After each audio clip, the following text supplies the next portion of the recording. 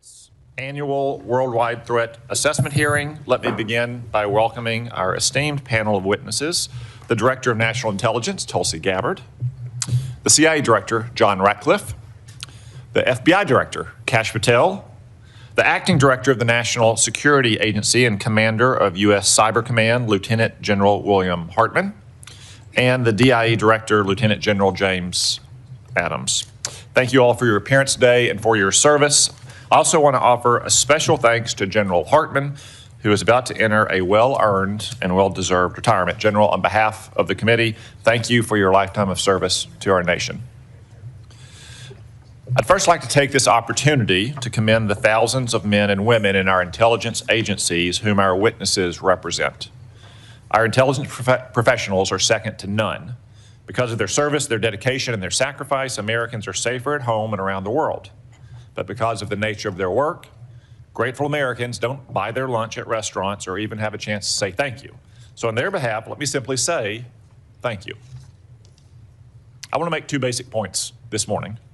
First, the world is always a dangerous place, especially for America. But thanks to your agencies and President Trump's leadership, the world isn't quite as dangerous for Americans as it was a year ago. Thanks to the efforts of our military and intelligence personnel, including my fellow Arkansans who are now serving in the Middle East, the Iranian revolutionary regime that terrorized the world for 47 years is finally knocked on its back foot. Last summer, we devastated Iran's nuclear facilities. In recent weeks, we've eliminated Iran's top leadership, pummeled its military, sunk its navy, destroyed its missiles, neutered its proxies, and left its economy reeling. After 47 years of indecision and timidity, America has finally put our foot down. I'm also pleased to report that things have improved a lot in our own backyard now that Venezuela's illegitimate communist dictator, Nicolas Maduro, is rotting in a New York prison. Only the United States could execute a military and intelligence operation of this difficulty without a single American life lost. Our military is awesome, but these operations wouldn't have succeeded, and they probably wouldn't have even been tried without timely, accurate, and fact-based intelligence from your agencies. These successful operations are a testament to our intelligence professionals' ability to expose and uncover critical details about America's enemies. So let this be a warning to those who wish America harm. We leave no stone unturned, and there's no one or no thing close to you that might not betray you. Today's hearing is an opportunity for the American people to hear an unvarnished and unbiased account of the remaining threats we face, from communist China, North Korea, and Russia to the east to narco-terrorist cartels here at home. These threats truly do span the globe. And for my second point, your agencies have improved over the last year thanks to reforms that has gotten them back to basics.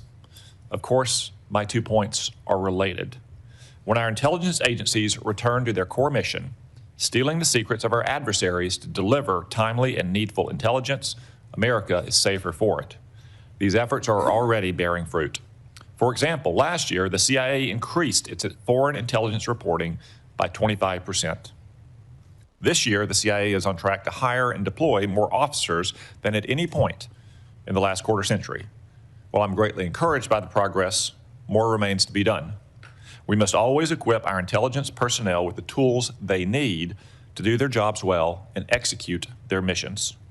That's why I fully support President Trump's request for a clean reauthorization of FISA Section 702. And it's why I expect a healthy intelligence budget request in the administration's supplemental appropriations request to fund operations against Iran and narco-terrorists. No doubt our military needs supplemental funding, but our intelligence agencies need it just as badly. Moreover, I urge each of you to continue to make personnel and institutional reforms that will cement these changes and foreclose a return in the future to bureaucratic bloat, political bias, and excessive caution within your services. When I became chairman, I promised real reform across the entire intelligence community. Our first Intelligence Authorization Act set the foundation for a more efficient intelligence community by, for example, reorganizing the ODNI, improving the security of CIA installations, and directing resources towards foreign intelligence collection and covert action. This year, I look forward to going further, namely by growing our cadre of collectors, making generational investments in core capabilities, providing new capabilities to defend our space assets, and further codifying reforms to guard against any future return of bloated and biased bureaucracy. I look forward to working with you towards these ends. I now recognize the Vice Chairman. Thank you, Mr. Chairman, and let me also offer a good morning to our witnesses. Let me also join you, Mr. Chairman, and begin by thanking literally the tens of thousands of men and women across America's intelligence community who work every day to keep our country safe. Their work is by necessity secret. That is the nature of intelligence. But that is also why hearings like this one matter so much. Over the past year, we have seen a series of developments that raise serious concerns about the erosion of safeguards that protect both our democracy and our security. And nowhere is that more worrying than when it comes to the integrity of our elections. For decades now, our intelligence community has warned that foreign adversaries, including Russia, China, and Iran, are actively seeking to shape the outcome of American elections. These efforts have included cyber intrusions, disinformation campaigns, and covert influence operations designed to divide Americans and undermine our confidence in our democratic institutions. Protecting our elections from these threats should be one of the intelligence community's highest priorities.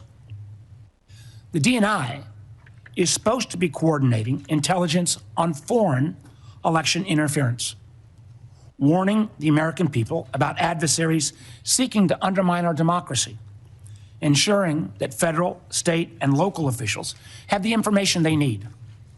Congress even required the creation of a foreign malign influence center inside the office of the DNI to coordinate the intelligence community's response to foreign election interference and ensure that these threats are properly shared across the government. That is the mission Congress assigned to the DNI. But while foreign adversaries are actively probing our democratic institutions, the DNI has eliminated the Foreign Malign Influence Center and does not have a designated official coordinating the response to election threats. And for months, the committee has repeatedly requested briefings from the IC, briefings that are required by law on legitimate foreign threats to the midterms. We have received no response. Now, that silence, I believe, should concern every member of the committee because it clearly demonstrates the DNI is not interested in protecting American democracy by combating foreign influence. Instead, unfortunately, we have seen the DNI involve herself in purely domestic matters. Last month, we saw Director Gabbard personally participate in a law enforcement raid to seize election ballots and voting machine records in Fulton County, Georgia. A raid tied to an election that the president lost 6 years ago. When the warrant supporting the raid was unsealed, it showed something deeply troubling. There was no foreign connection to justify the involvement of our nation's top spy. Instead, the predicate for the warrant was a slop of debunked conspiracy theories that had already been rejected repeatedly by courts, by independent investigators, and even by Georgia's own Republican Secretary of State. Yet the nation's top intelligence official was personally involved in this operation. This raises one very serious question. If the intelligence community is not being deployed to mobilize against foreign threats, why is it being deployed at all on a domestic issue? The DNI's appearance at this raid, as well as their involvement in seizing voting machines from Puerto Rico, suggests something that should also alarm every American. I believe an organized effort to misuse her national security powers to interfere in domestic politics and potentially provide a pretext for the president's unconstitutional efforts to seize control of the upcoming elections. Now, don't take my word for it. The president has repeatedly pushed for the nationalization of our elections, calling for federal government to override the state election laws and, quote, take over voting while continuing to make false statements about election fraud. And we have heard troubling rhetoric from senior officials that reinforce these concerns. As former Homeland Security Secretary Kristi Noem said publicly, we've been, and this is a quote, we've been proactive trying to make sure we have the right people voting, electing the right leaders to lead this country. At the same time, the administration has brought into government individuals promoting conspiracy theories about our elections. The so-called White House Director of Election Security and Integrity, Kurt Olson, played a key role in efforts to overturn the results of the 2020 election. Now, Mr. Olson holds a position inside the federal government with the authority to refer criminal investigations and access our most sensitive security information, all supposedly doing his witch hunts around elections. As a matter of fact, according to the court filings, he helped trigger the FBI seizure of the ballots in Fulton County. So it's worth asking, why is someone whose career has been devoted to undermining the legitimate results of a democratic election now operating from inside the federal government with access to law enforcement and intelligence authorities? What exactly has he been empowered to do? As members of our committee know, this committee was created in the aftermath of the unconstitutional abuses exposed after Watergate.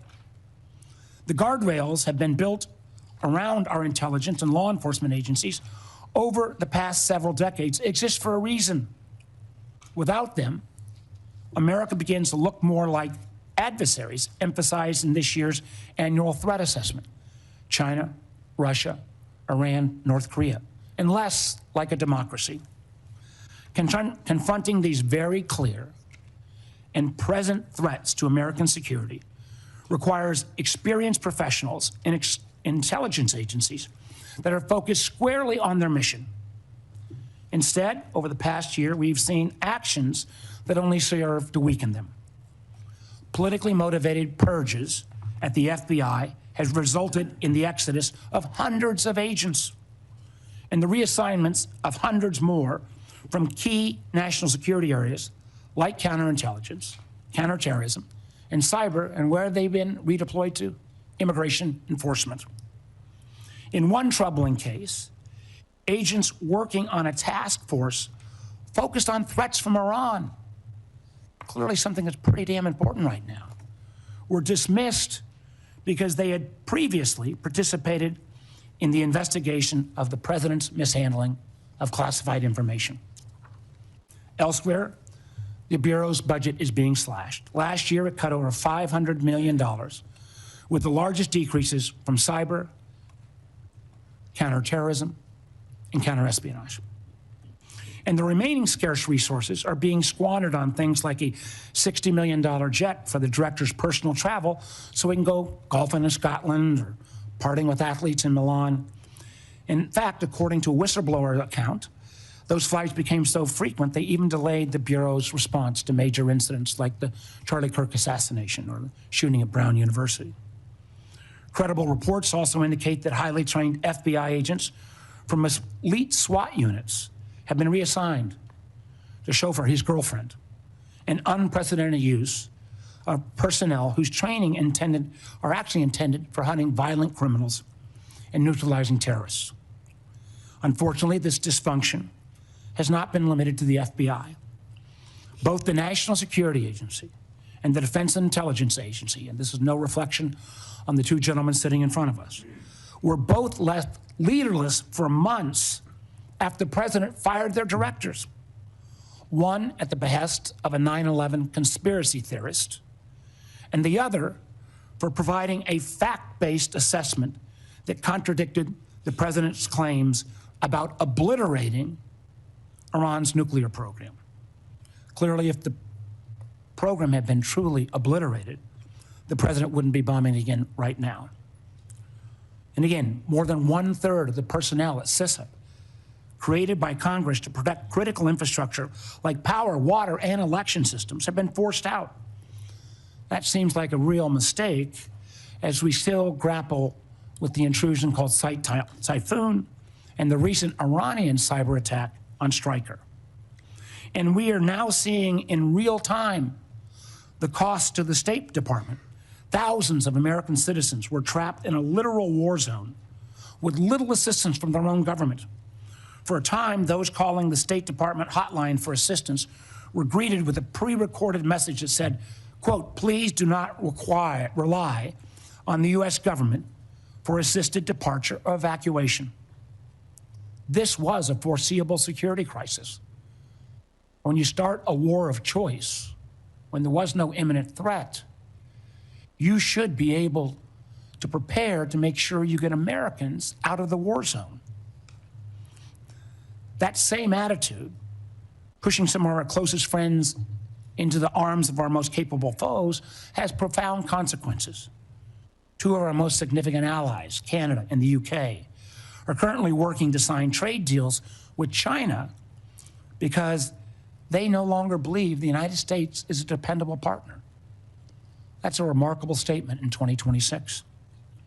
And in the president's war of choice with Iran, a war that has already killed 13 service members, cost American taxpayers billions of dollars, and scrambled supply chains from oil to fertilizer to aluminum, nobody answered the call when the president asked our allies to help reopen the Strait of Hormuz.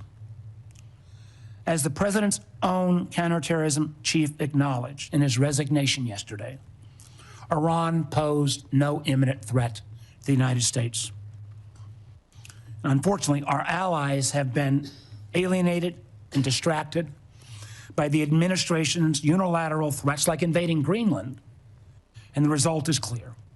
Americans have been left more exposed in an already dangerous conflict.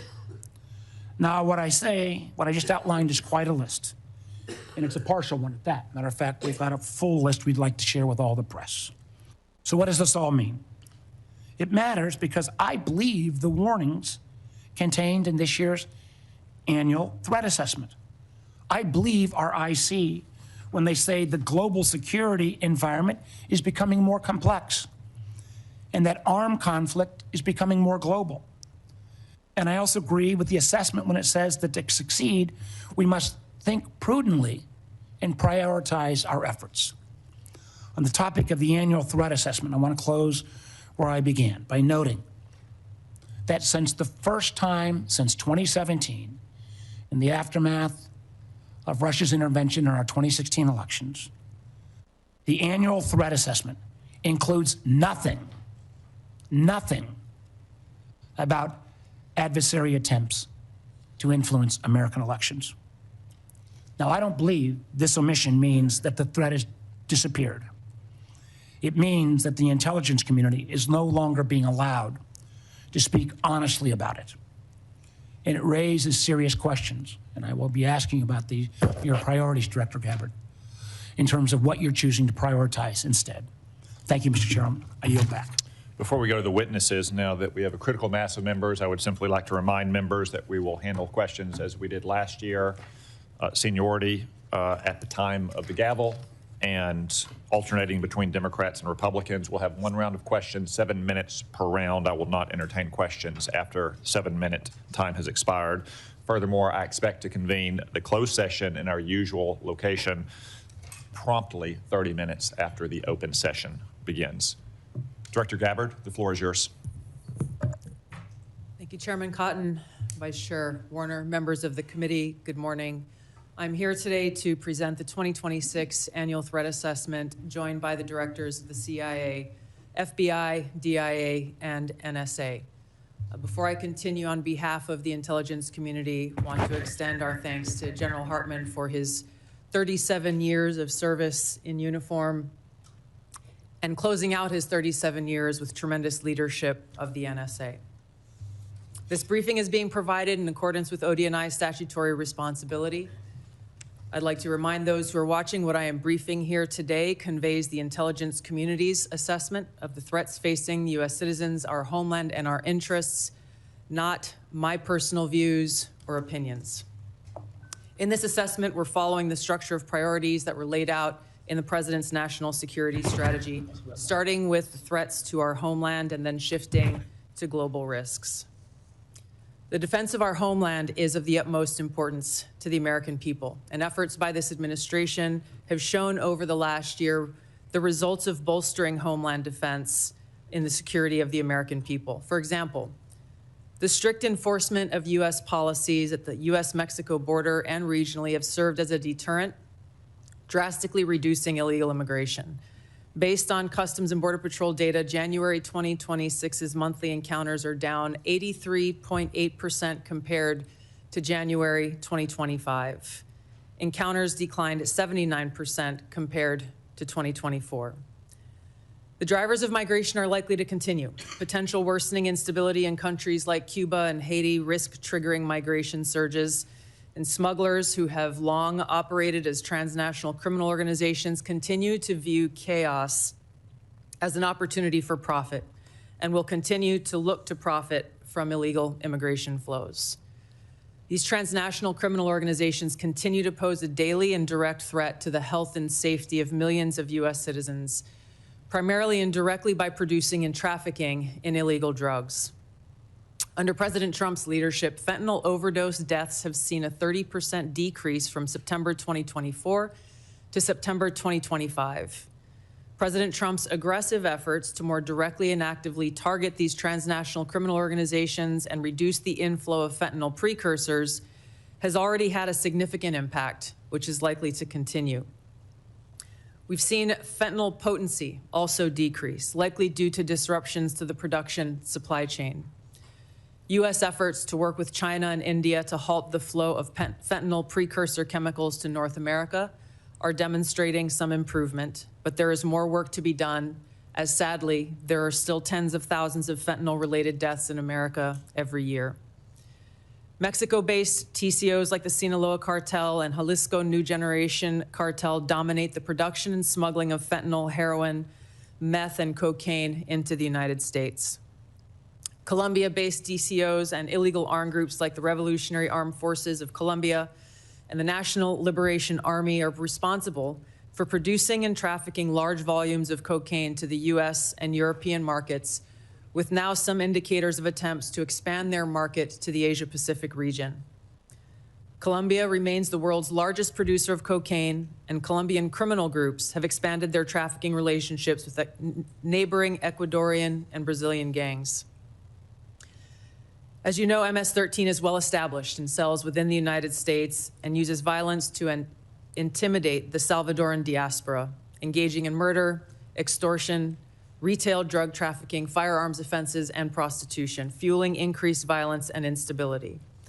These and other TCOs continue to present a very tangible and individualized risk of violent crime to everyday Americans and contribute to regional instability.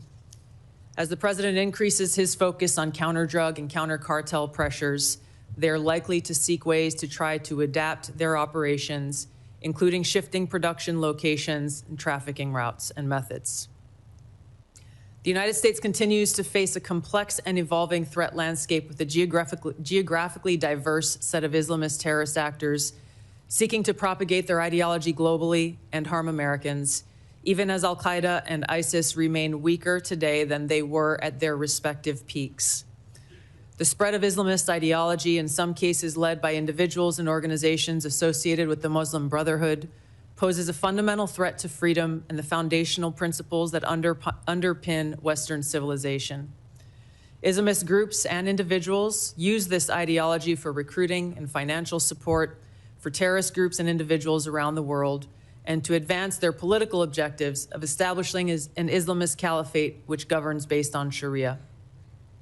There are increasing examples of this in various European countries, and President Trump's designation of certain Muslim Brotherhood chapters as foreign terrorist organizations is a mechanism to secure Americans against this threat.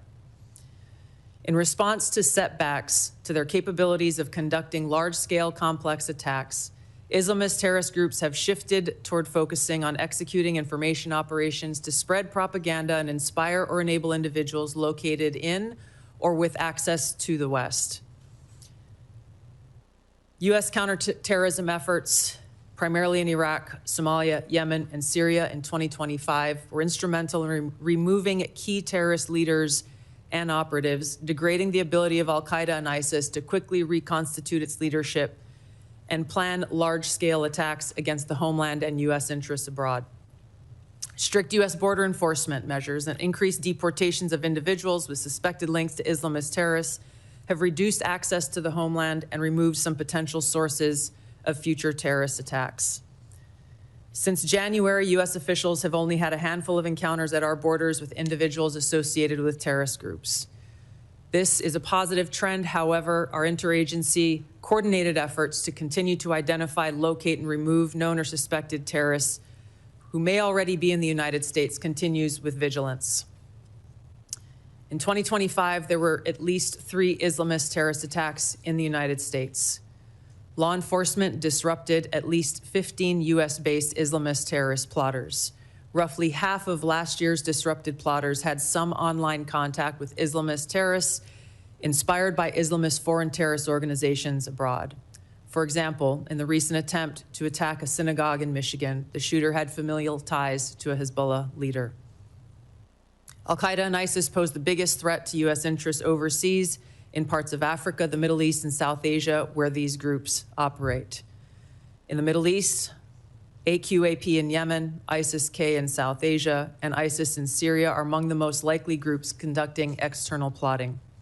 ISIS in Syria is likely seeking to rebuild its ranks, expand support networks, and solicit funds by re-engaging with and recruiting from the likely hundreds of ISIS detainees and thousands of ISIS-linked women and children who were either released or escaped from prisons and displaced person camps that were previously run by the Syrian Democratic Forces in northeast Syria.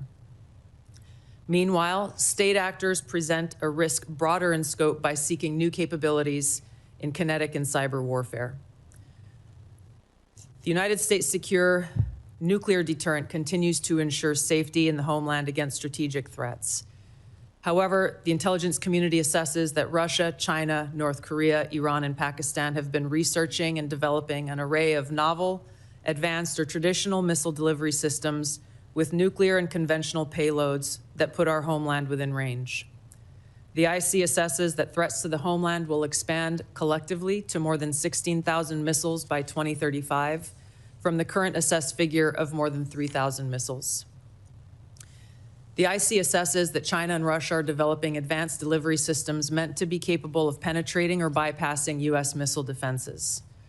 North Korea's ICBMs can already reach U.S. soil, and the IC assesses that it is committed to expanding its nuclear arsenal. Pakistan's long-range ballistic missile development potentially could include ICBMs with a range capable of striking the homeland. The IC assesses that Iran has previously demonstrated space launch and other technology it could use to begin to develop a militarily viable ICBM before 2035, should Tehran attempt to pursue that capability. However, these assessments will clearly be updated as the full impact of Operation Epic Fury's devastating strikes on Iran's missile production facilities, stockpiles, and launch capabilities is determined. These nations collectively will likely seek to understand U.S. plans for advanced missile defense for the homeland, probably for the purpose of shaping their own missile development programs and assessing U.S. intentions regarding deterrence. Shifting to the cyber domain, the IC assesses that China, Russia, Iran, North Korea, and non-state ransomware groups will continue to seek to compromise U.S. government and private sector networks, as well as critical infrastructure, to collect intelligence, create options for future disruption, and for financial gain. The IC assesses that China and Russia present the most persistent and active threats and are continuing their R&D efforts. North Korea's cyber program is sophisticated and agile. In 2025 alone, North Korea's cryptocurrency heist probably stole $2 billion, which the IC assesses is helping to fund the regime and include further development of its strategic weapons programs. Financially or ideologically motivated non-state actors are becoming more bold, with ransomware groups shifting to faster, high-volume attacks that are harder to identify and mitigate. Innovation in the field of artificial intelligence will likely accelerate these threats in the cyber domain. The IC assesses that it will increasingly shape cyber operations, with both cyber operators and defenders using these tools to improve their speed and effectiveness. For example, in August of 2025, cyber actors used an AI tool to conduct a data extortion operation against international government, healthcare, and public health emergency service sectors, as well as religious institutions. Moving to the Arctic, the IC assesses that Russia, and to a lesser extent China, aim to strengthen their presence in the region through increased maritime trade, natural resource extraction, and military activity.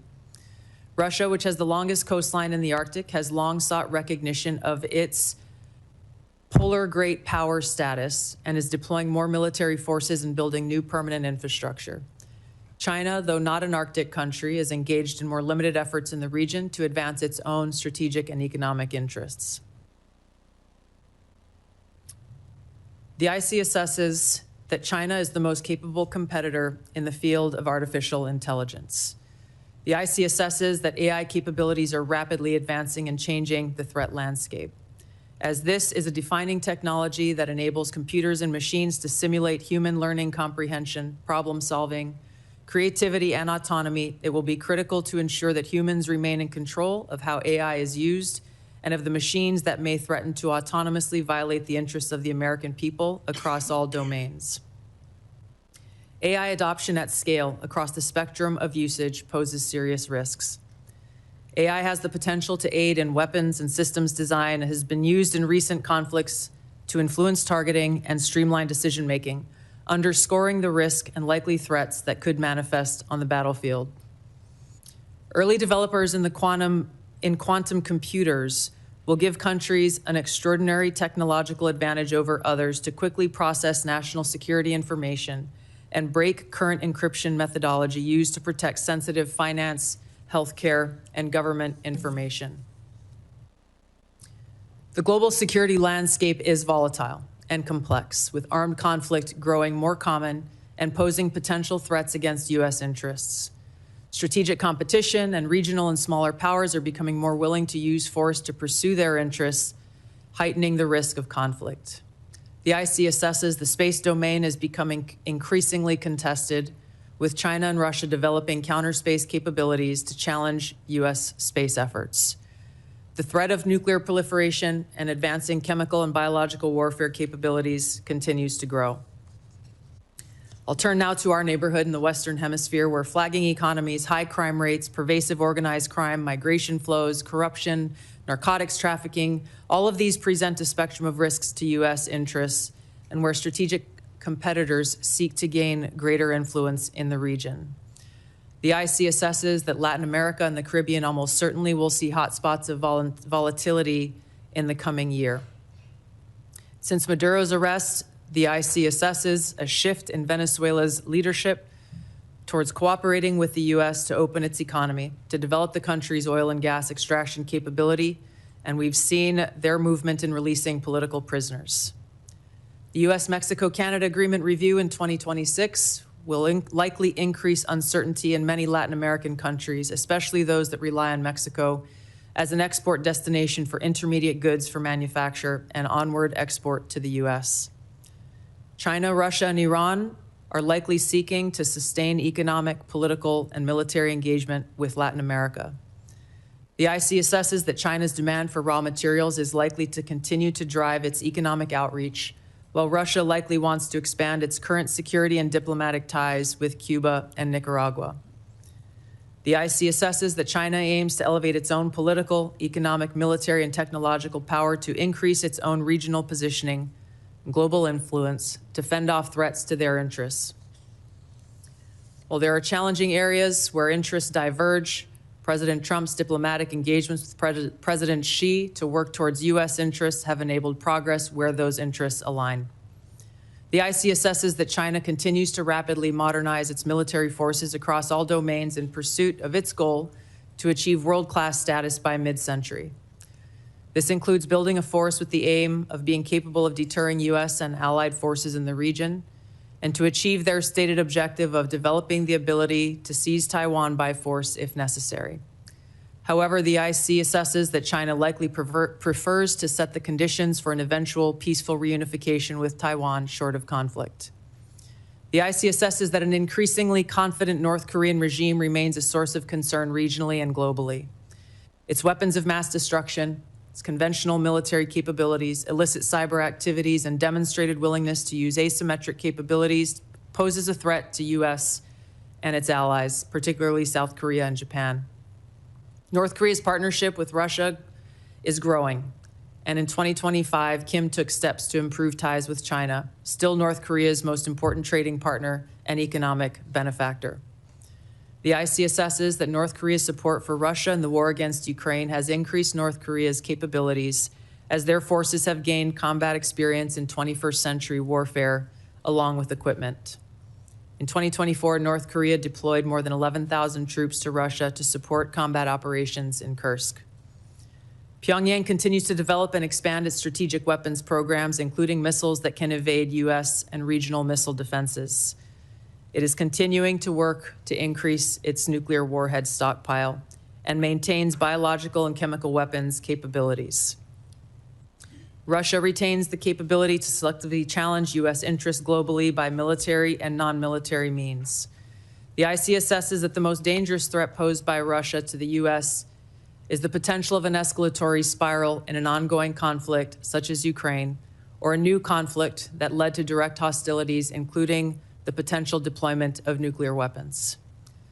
The IC assesses that Putin continues to invest in Russia's defense industrial base, as well as novel capabilities that may pose a greater threat to the U.S. homeland and forces abroad than conventional weapons.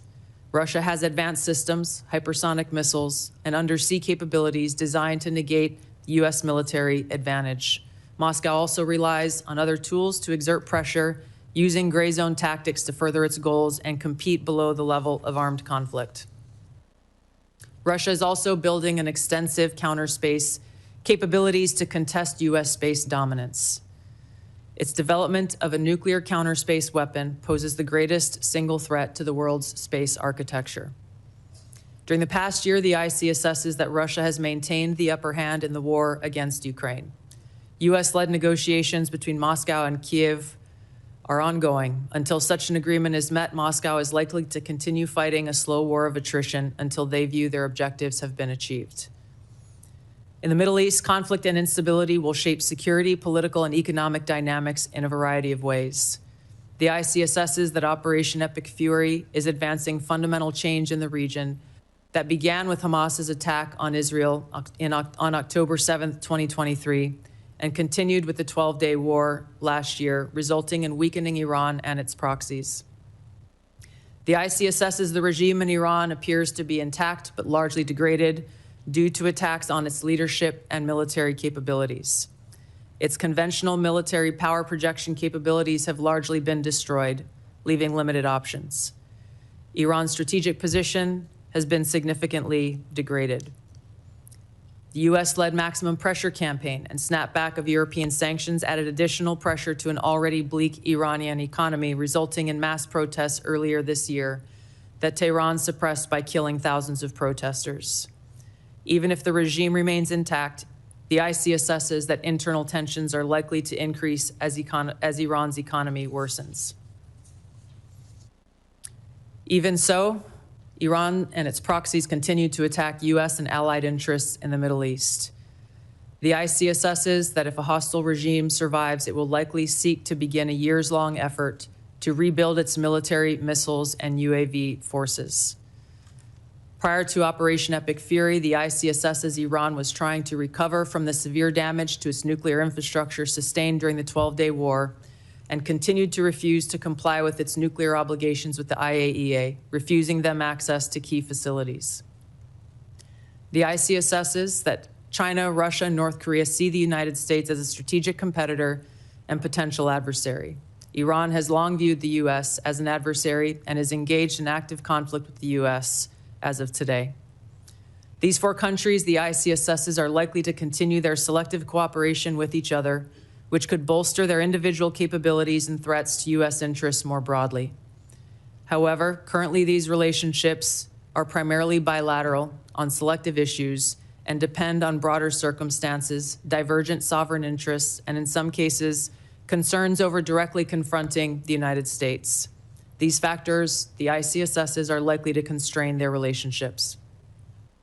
Finally, conflicts on the continent of Africa are likely to persist through 2026 due to poor governance, economic demands, and external support. Tensions continue between Ethiopia and Eritrea, which could rapidly accelerate to conflict. Contentious national elections in Somalia could distract the federal government away from counterterrorism actions against al-Shabaab, which continues to conduct terror attacks while providing funding and propaganda support to other elements of al-Qaeda in Yemen. The civil war in Sudan continues even as external negotiations occur. ISIS in West Africa and the Sahel have increased the intensity of their attacks against local security forces, expanding their areas of operation and moving closer to cities with a U.S. presence. The ICSSs that African governments will likely use their wealth in critical minerals to seek partnerships that deliver them meaningful benefit. Concurrent conflicts and crises across the continent will continue to put U.S. citizens at risk and cause further instability.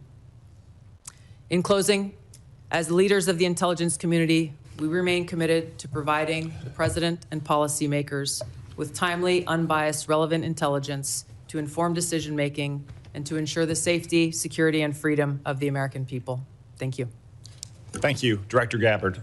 General Adams, Camden, Arkansas is the home of brand new production lines for the Israeli missile defense interceptors. Could you please explain how critical Arrow and Iron Dome systems being built in Camden are for not only Israel's defenses, but the defense of hundreds of thousands of American citizens and troops in the region?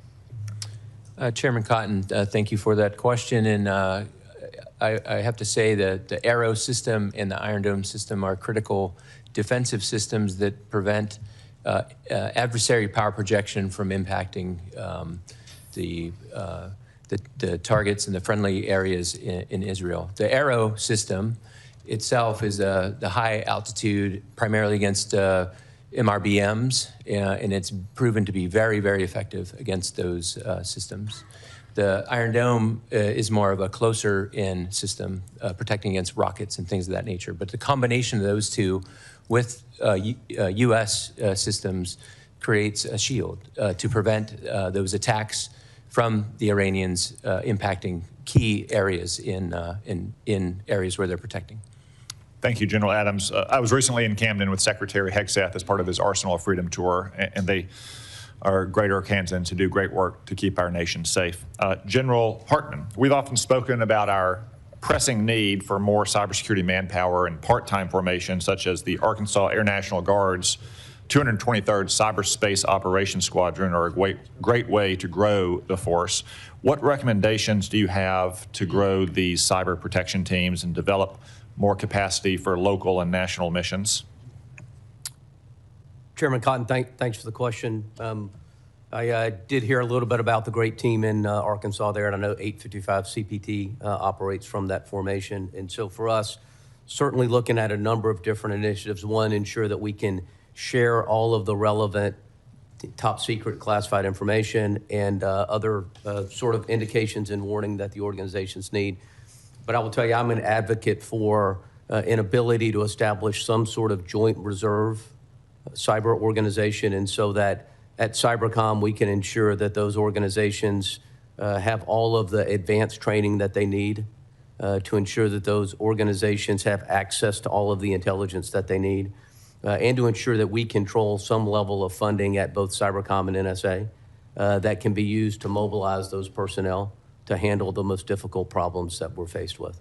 And we have been working with Congress on some of that language and the department, and we appreciate it, sir. Thank you, General Hartman. As I said in my opening, we only have this one public hearing a year, even though the committee hears from each of you several times throughout the year in classified settings.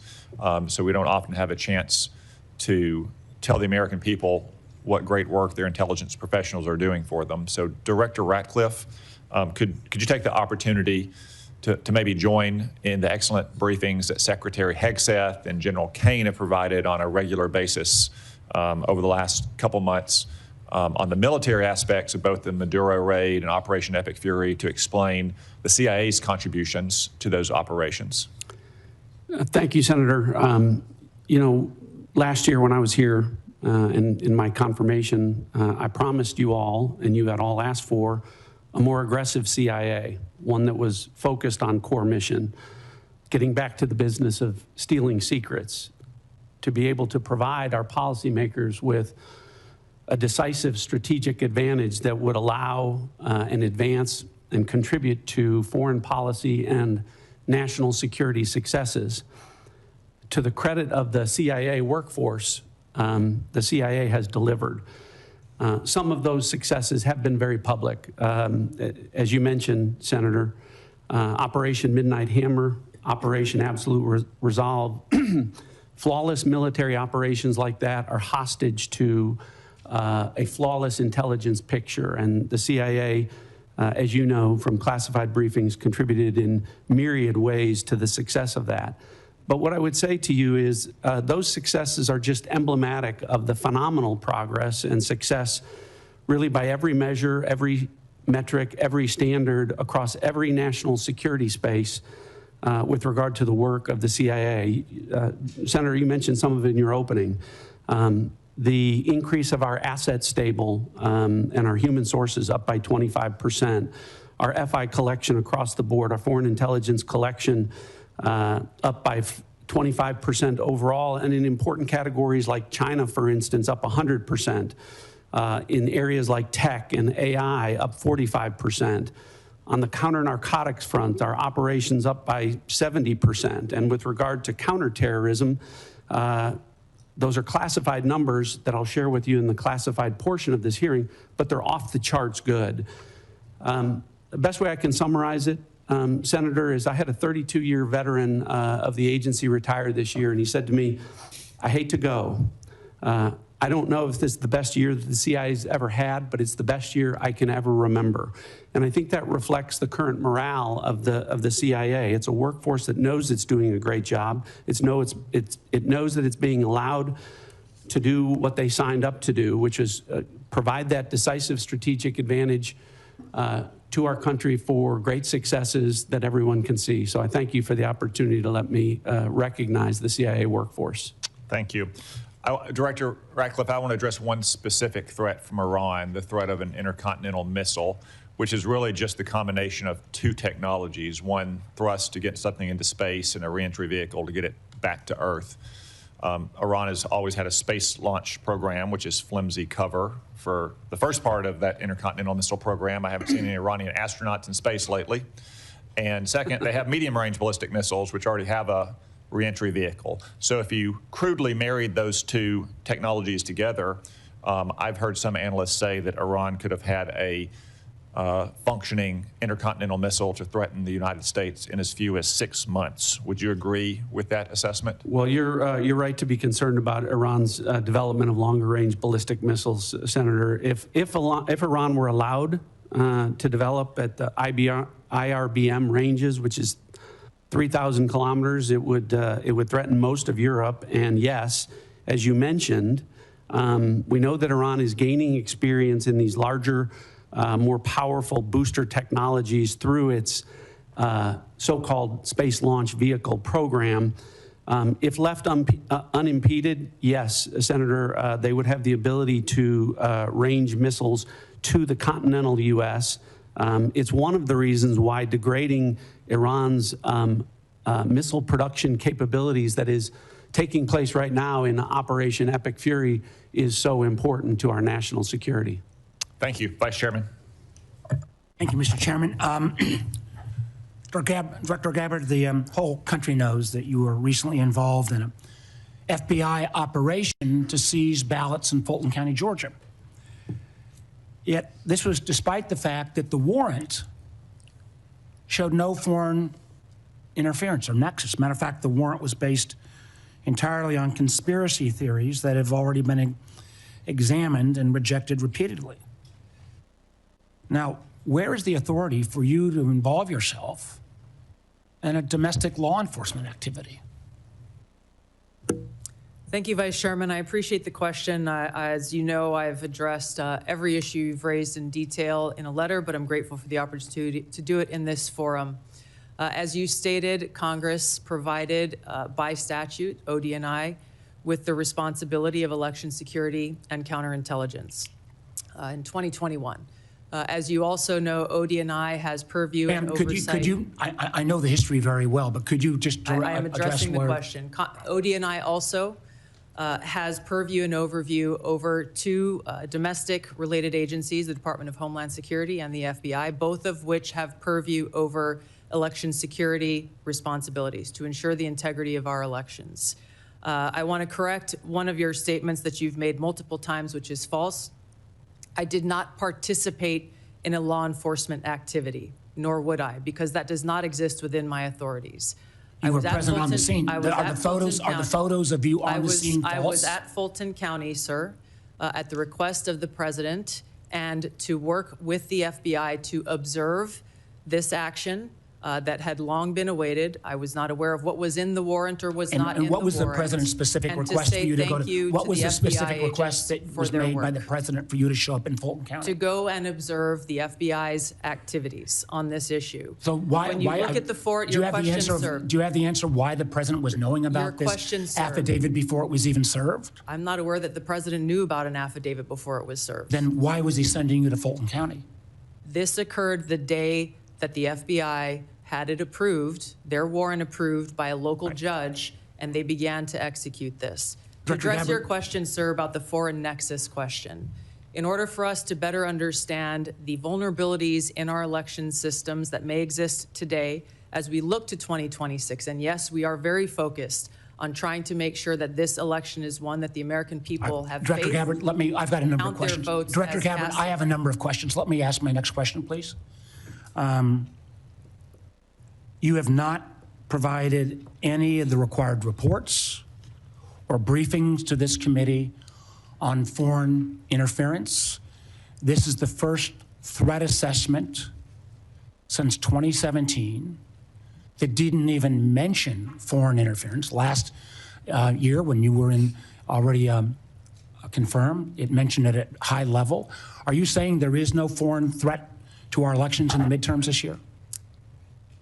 As I stated in the outset of my remarks, this year's annual threat assessment matches the prioritization of threats and Please answer the question, yes or no. Is there foreign threat interference to our elections this year? Laid out. Are there foreign... Please allow me to answer the question, sir. The intelligence community has been and continues to remain focused on any collection and intelligence products that show a potential foreign threat for those who are seeking to... So far, there has been none then because you've made no reports. Excuse me, ma'am. If you want to ask the questions, you should have stayed in Congress.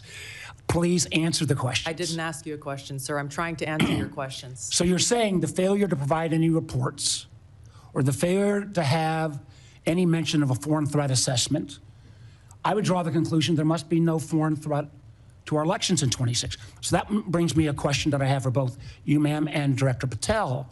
There are reports that in 2020, the president was preparing an executive order to potentially seize ballots or bring in federal forces. There is a published report that there is a similar EO being drafted right now about 2026, citing China. Director Patel, do you have any knowledge of that draft EO? Thank you, Vice Chairman. I do not, sir. Director Gabbard, do you have any? I do not. Thank you.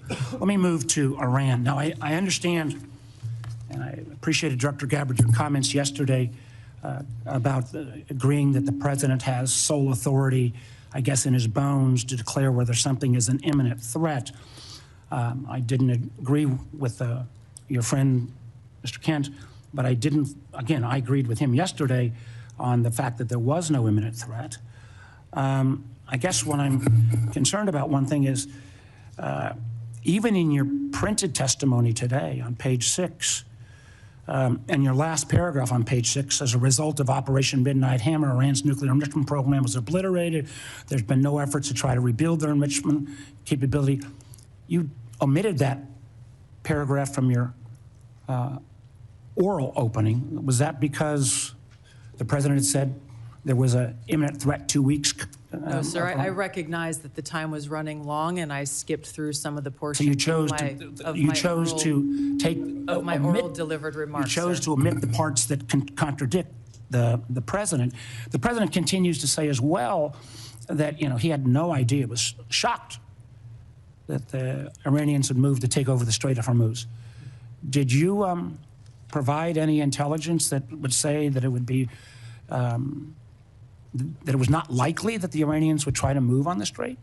I'm not aware of those remarks, and I think those of us here at the table can point to the fact that historically the Iranians have always threatened to leverage their control over Why would the president say he was amazed? I'm not aware of those remarks. What about the comments the president made that thought that he was surprised again, reports that Iran struck the adjacent Gulf states? Again, I'm not aware of those remarks. We have well, been let me and ask you this. continue to provide Did you brief the president?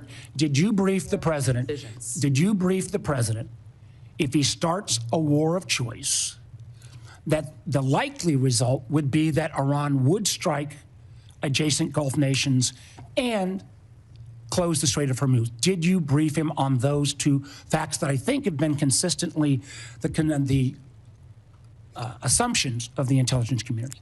I have not and won't divulge internal conversations. I will say that those of us within the intelligence community continue to provide the president with all of the best objective intelligence available to inform his decisions. Senator Collins. Thank you, Mr. Chairman.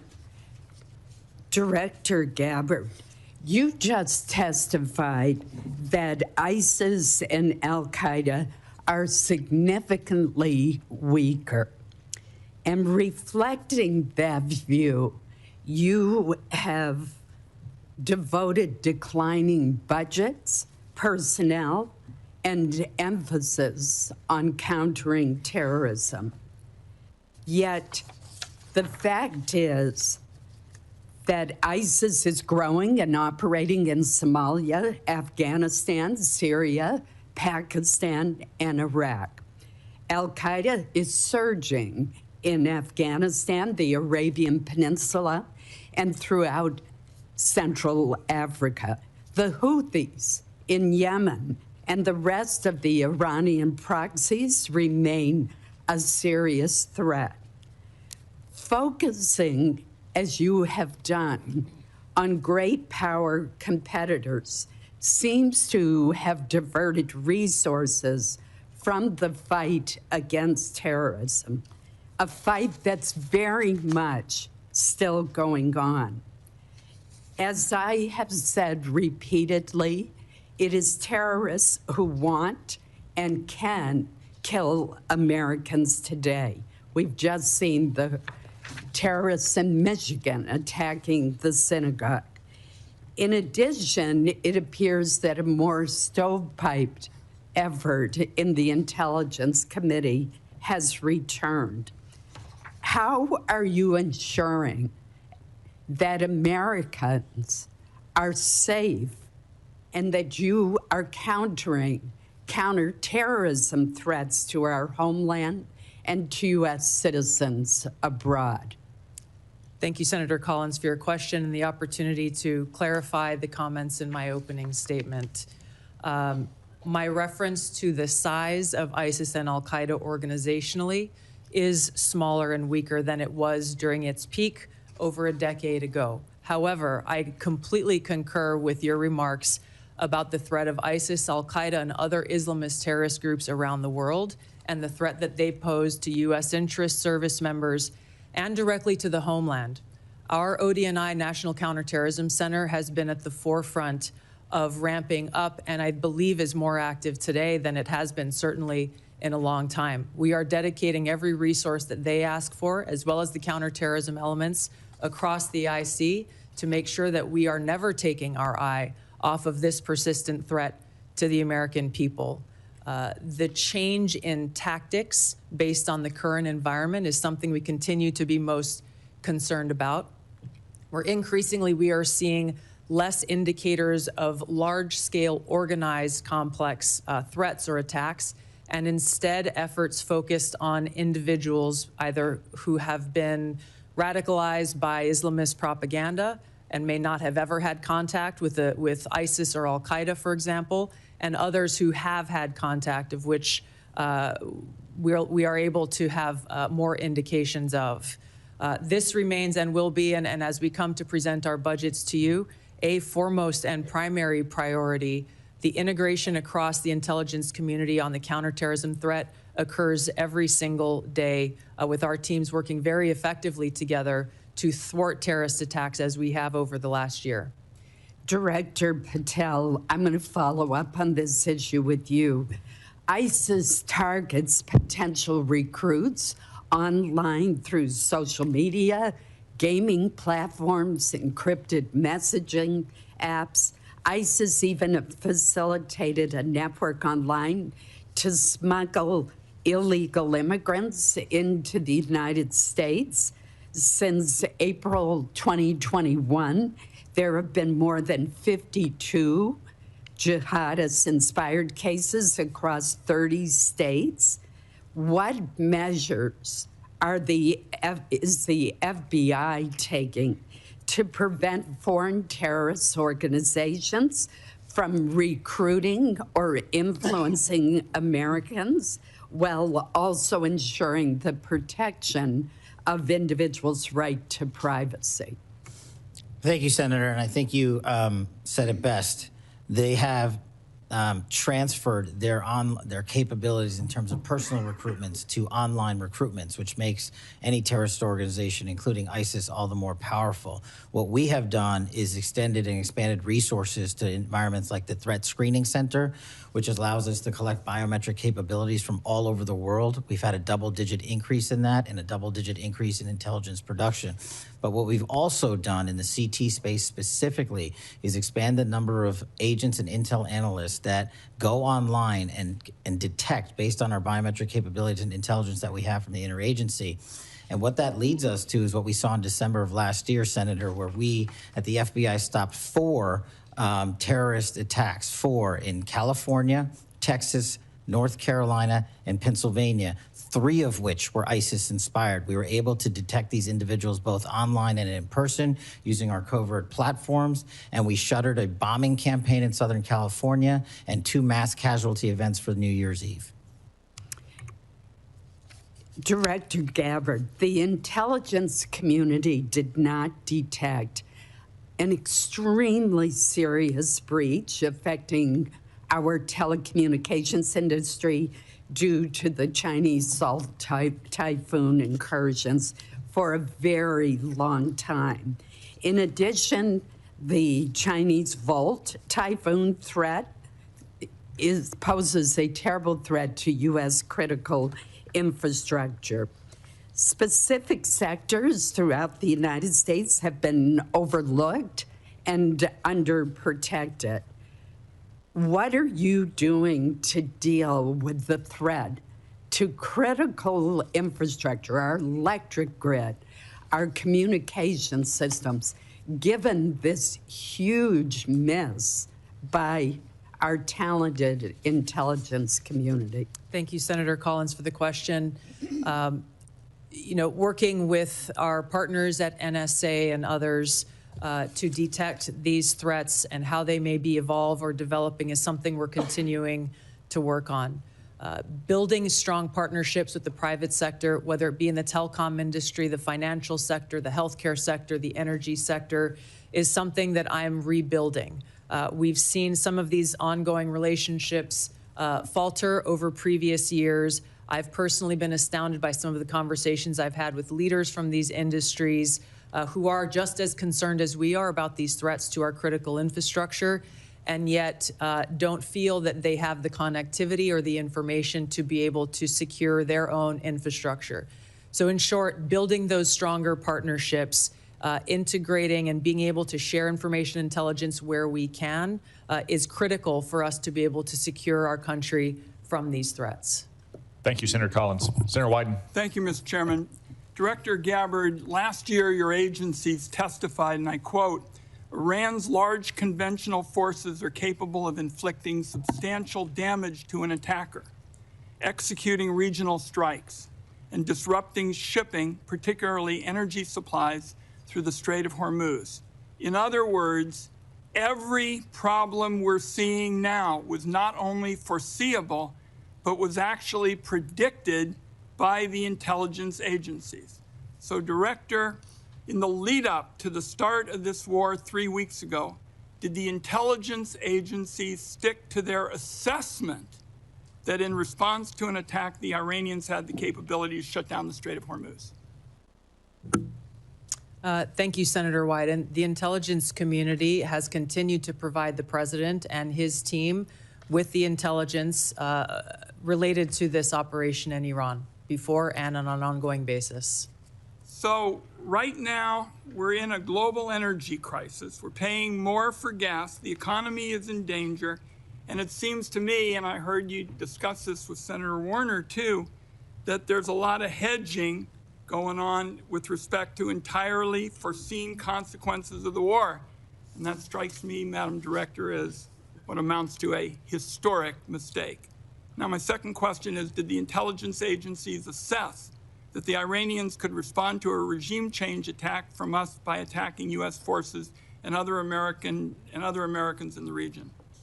The IC assessment has always taken very seriously the threat of the Iranian regime's missile capabilities and how our American troops within the region may be put at risk.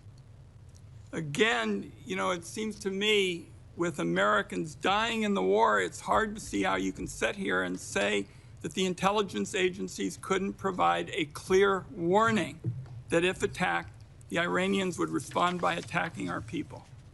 Now, on Monday, Madam Director, Donald Trump was asked about Iranian strikes on the Gulf states. He said, and I quote, no, the greatest experts, nobody thought they were going to hit the Gulf states. You all are supposed to be the greatest experts. That's what we have you there for. Director Gabbard, did the intelligence agencies assess that Iran could conduct strikes on our own partners in the region if it was attacked?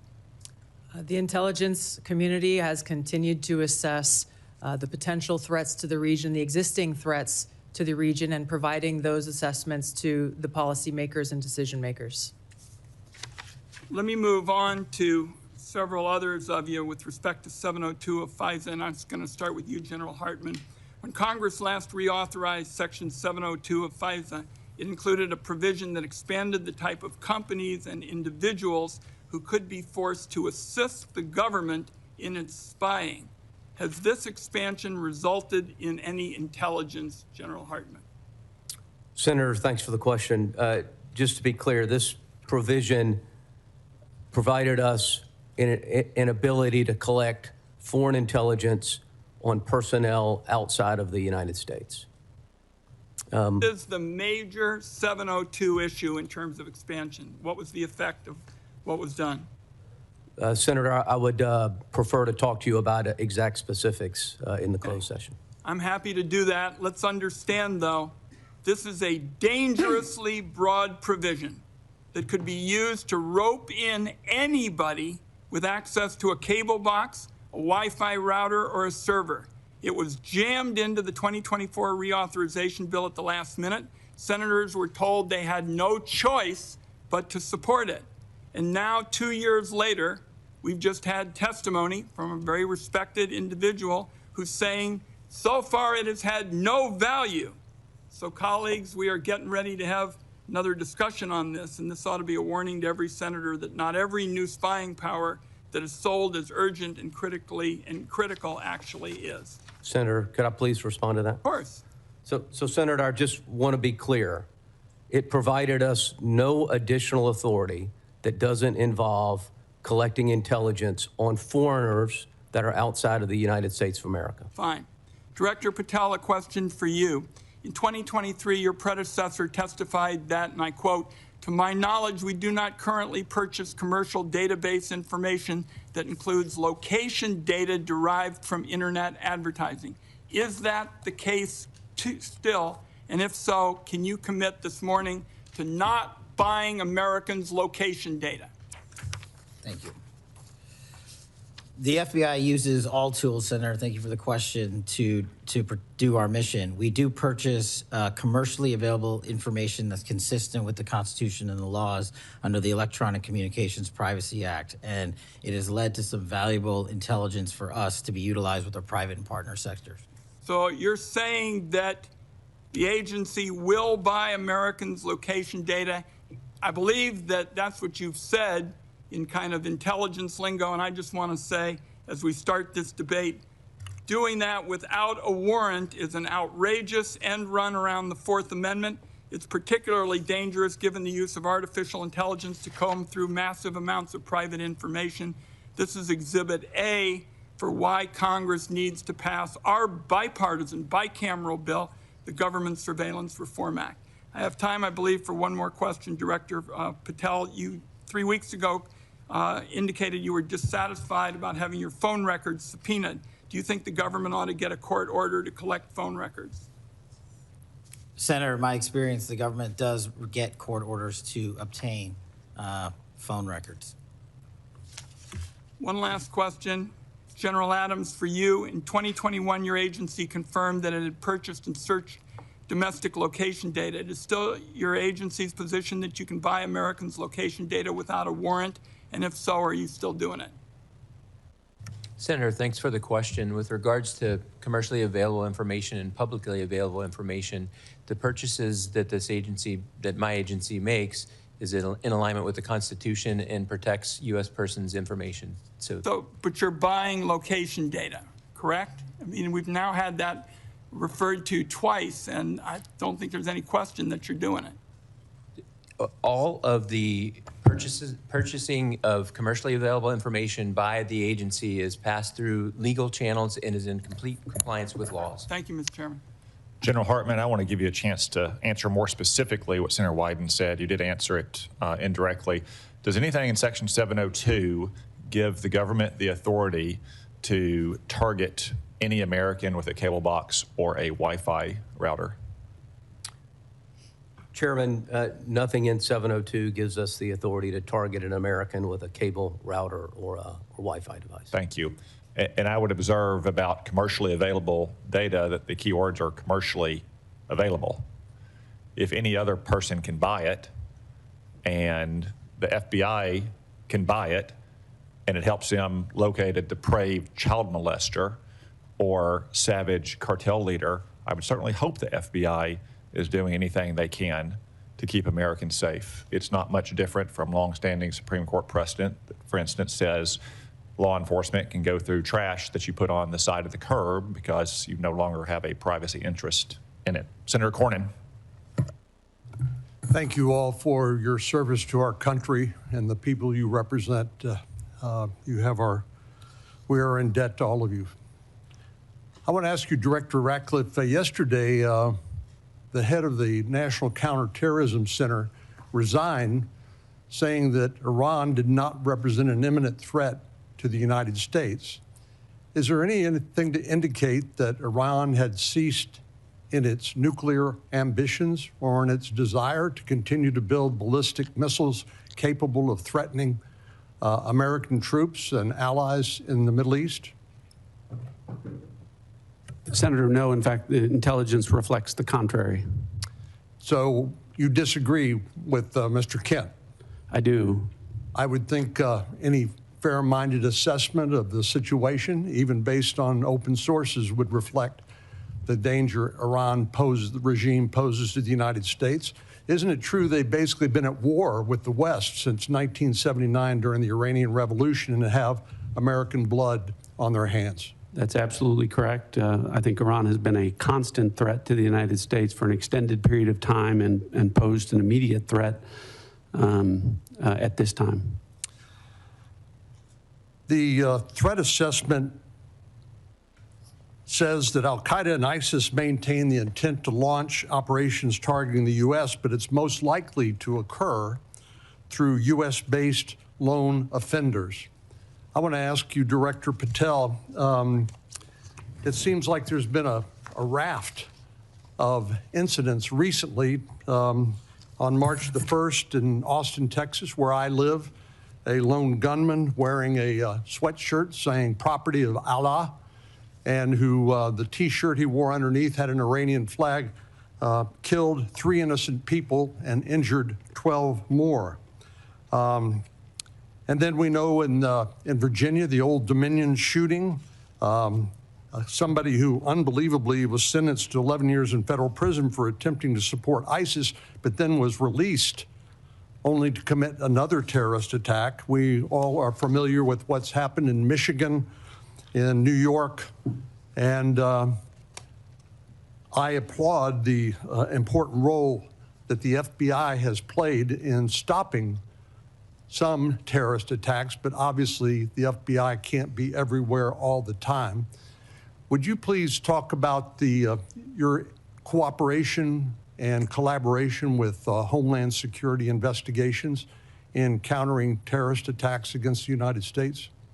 Thank you, Senator. Absolutely. It is essential that the FBI cooperates with the entire interagency. But as to your question about DHS specifically, what we have stood up around the country are 59 Homeland Security task forces in 59 separate locations. These are joint terrorism task forces? Essentially, the JTTF model was expanded. So the FBI owns 56 joint terrorism task forces in each of our field offices. On top of that, we have 59 HSTFs, which are co-led by the FBI and DHS. And what that allows us to do is things like we did down in New Orleans just over the holiday period, where we surged for a 6-week period of time, and where we dropped the murder rate by double-digit points, and also was the first time that Mardi Gras in its entire history had not one homicide.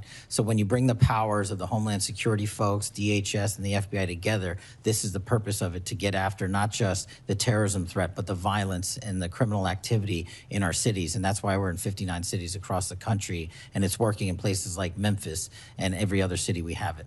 Are you aware of the fact that Homeland Security investigation is a major directorate within Immigration and Customs Enforcement? Yes, sir. Yes, sir.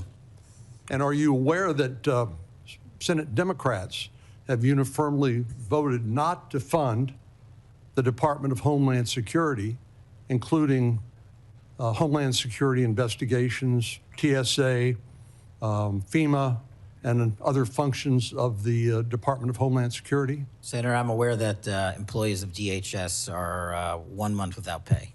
They're not being paid, right? Yes, sir. And we were all seeing what's happening at airports, where people are having to wait hours at a time because of the fact that these TSA agents are overburdened. But what I wanted to focus on with you is the refusal to fund the functions of the Department of Homeland Security, including Homeland Security investigations, making Americans less safe? Absolutely.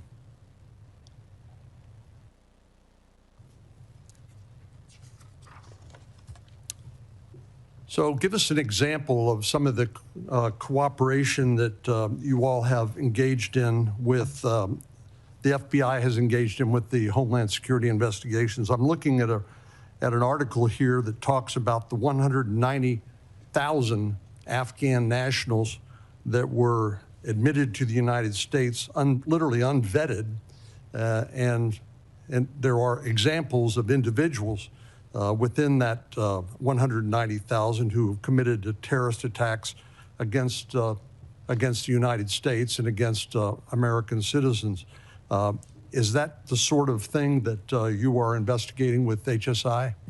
Senator, that's one of the many things we're investigating with HSI, DHS, CBP, ICE. Give me some other examples of the collaboration on what other topics, including in addition to terrorism attacks. What we're allowed to do with our DHS partners, Senator, is enable their massive workforce to supplement ours. And what they're allowed to do is share intelligence on things that you just talked about the 100,000+ illegals that came in from Afghanistan during the Afghanistan withdrawal. Unfortunately, they weren't vetted thoroughly. So what we're doing is going back with our DHS partners and vetting absolutely every single one of them to the best that we can. But unfortunately, we're not able to go out into the country and find every single one of these individuals.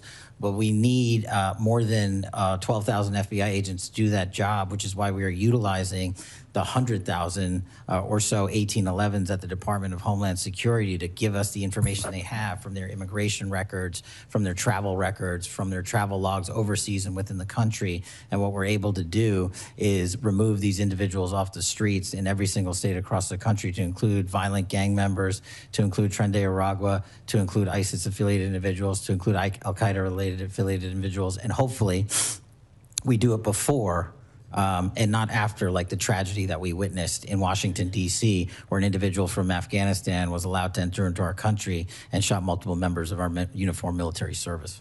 Thank you. Senator King. Thank you, Mr. Chairman. I do need to point out, in response to some of the previous comments, twice in the last 2 weeks, as recently as last Thursday, Senator Patty Murray, the Appropriations Committee, put a bill on the floor that would have fully funded TSA, FEMA, CISA, and the Coast Guard for the rest of the year, leaving the focus on the dispute that we have with the conduct of ICE as separately. So inexplicably to me, that bill was blocked by my Republican colleagues. It would have, as I say, fully funded TSA, FEMA, CISA, Coast Guard, and then focused the attention on the situation with ICE. So I just want to be clear on who's blocking funding for those 4 agencies. I'd like to ask Ms. Gabbard and Director Ratcliffe, Director, both of you, were either of you in the room, or your designees, when the President was making the final decision about taking this action against Iran on February 27th, 28th? Was there an intelligence committee, intelligence community present in those deliberations? Mr. Ratcliffe, your response? Senator King, I'm probably in dozens and dozens of briefings with the President. I don't know if there was a single meeting where there was a single time where a decision was made. Were those dozens of meetings right during the lead up to this war? I know you've met many times, but I'm talking about it in the 2 weeks or so before the decision to go into Iran was made. Again, countless meetings with the President. During that period? During that period. Director Gabbard, were you present in those discussions? Likewise, yes. The reason I'm asking the question is there seems to be a discrepancy between what the Intelligence Committee community has reported over the years and what the President has said in terms of of this action. For example, Senator Wyden read the report from a year ago that strikes against neighboring states and action to close the Strait of Hormuz was predicted by the intelligence community. And yet the President says nobody knew. And my question is, did you tell him? Anybody want to answer that question?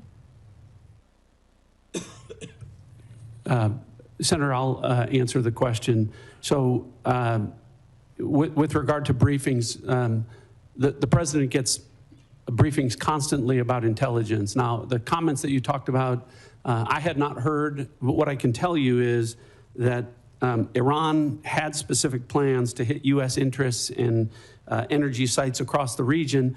And that's why the Department of War and the Department of State took measures for force protection and personnel protection in advance of Operation Epic Fury. I think that's what's most important.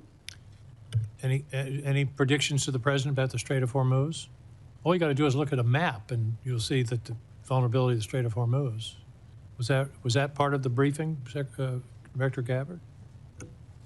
I think the Director Ratcliffe made the point here is that this has long been an assessment of the IC that Iran would likely hold the Strait of Hormuz as leverage. And my question is, was that communicated to the President in the lead up to this action? And it's because of that long-standing assessment that the IC has continued to report that the Department of War took the preemptive planning measures that it did. Well, they've stated that they did not plan for the Strait of Hormuz. The President said, who knew that was going to happen? Anyway, let's move on. Does the President take a daily brief from the intelligence community? This is a yes or no question, I think. Yeah, the President, I would say, Senator, in my estimation, on average, I brief the President of the United States on intelligence probably on average 10 to 15 times a week where I have conversations with him about specific discrete issues. Sometimes there are dedicated sessions that last hours in length. Sometimes I'm briefing him on specific issues, sometimes 3 or 4 times a day. But I would say on average, my interactions where I'm briefing the president on important national security matters happens probably on average 10 to 15 times per week. Thank you. Could you update us on the intelligence on Russian intelligence sharing with Iran in the current conflict? What do we know? Senator, if there is that sharing going on, that would be an answer that would be appropriate for a closed session. Well, it's been in the public press. This is open source that it's occurring. Is it occurring? Again, if it is occurring, that would be an answer appropriate for a closed session. What I can tell you is that according to the Department of War, any support that Iran may be receiving is not inhibiting their operational effects. Okay, that's sort of the first cousin of a yes, I guess. According to intelligence analysis, can regime change or the elimination of the estimated 1,000 pounds of highly enriched uranium be accomplished without boots on the ground? Senator, the discussion about the Iranian nuclear capability, we intend in the closed session to talk about that in great deal. With regards to revealing any information about the ability to do that, I would have to defer that to closed session. Okay, I'll see you in an hour. Finally, there was very little, if anything, in the report, in the assessment about climate change, and that's been in past reports. There is a lot of discussion about migration. The estimates are that climate migrants, because of the changes in the climate and the atmosphere, and particularly in the center equatorial area of the Earth, will range from 200 million to 1 billion people by 2050. Do you believe that is a national security threat that should be addressed? The Syrian refugees were about 6 million, and they upset the politics of Europe for several years. We're talking about 200 million to 1 billion people on the move. I believe that's something we should be discussing and that the intelligence community should be assessing. Director Gabbard? Yes, Senator, there are a number of drivers of things like migration. It would be an extensive and voluminous annual threat assessment if we included every single one. This annual threat assessment is focused, again, on the priorities laid out by the President's national security strategy and on the effects that we can take action, operational action, to protect U.S. interests. Well, I would suggest combating climate change is something we can take action on. Thank you, Mr. Chairman. On the matter of media reports about Russian or Chinese collaboration with Iran, I would point out that the media is not a classification authority.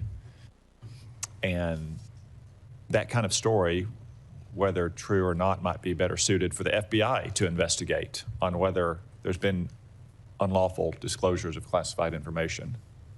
I would also say it sounds like something Russia and China would do. Communist Russia used to do it during the Cold War, and Communist China has always done stuff like that. On the Patty Murray legislation, not only would it have defunded ICE and CBP, it would have also defunded Homeland Security investigations, which do critical work on our streets to protect our communities from financial crimes, from predators, from transnational gangs as well. So while we would all like to see the TSA and the Coast Guard and other critical parts of Homeland Security as well, we do not want to defund the police, this time the immigration police. Senator Moran. Chairman, thank you. I believe that it's in the U.S.'s national interest, our security interest, for Ukraine to be successful in defeating the Russian invasion. I'm concerned with the consequences of Operation Epic Fury on that ability of Ukraine to succeed in defending its borders.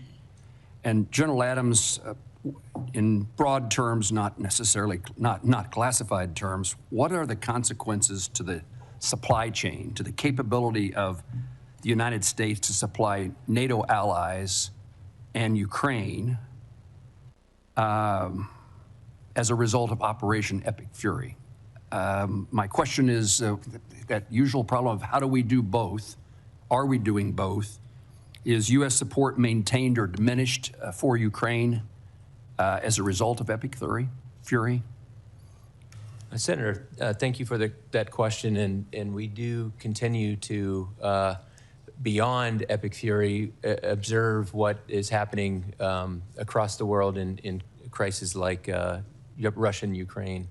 Unfortunately for the situation there now, just based on the force composition and the delta between the Russian forces and the Ukrainian forces, the advantage is to the Russians. As we get into the classified hearing, we can talk a little more specifically about the items with regards to supply chain and with regards to the information that the Defense Intelligence Agency collects. We look at the foreign threat and what their capabilities are from a multi-int perspective. We look a little bit less at friendly capabilities. Now I would defer questions with regards to U.S. supply chain limitations with regards to logistics and the effort that the Secretary of War is having with regards to trying to boost the U.S. Defense Industrial Base. I would defer those to the Department to discuss. Well, General, please be prepared for the classified session for me to continue to pursue this. I mean, our supply chain issues are not classified in the sense that every hearing I'm in as a defense appropriator has officials from the Department of Defense testifying about the need for further assistance. And really, I'm asking for the facts of what has happened as a result of Operation Fury, Epic Fury, in the last few weeks in our supply to Ukraine and our NATO allies who are supplying Ukraine. Yes, sir. The department is executing a comprehensive, in fact, the Sec War has gone around the nation to boost the defense industrial base. We know for a fact that we have to increase our defense industrial base capability. Its impact based on the munitions expended during Epic Fury will be an impact, but we need to boost it. The efforts are underway to boost it, and well, I'm interested in helping accomplish that goal. Director Ratcliffe, perhaps along the same line, I assume let me first of all compliment you on your public service. I appreciate you. And that's not my usual town hall meeting when I get a compliment from somebody who then follows it with a but.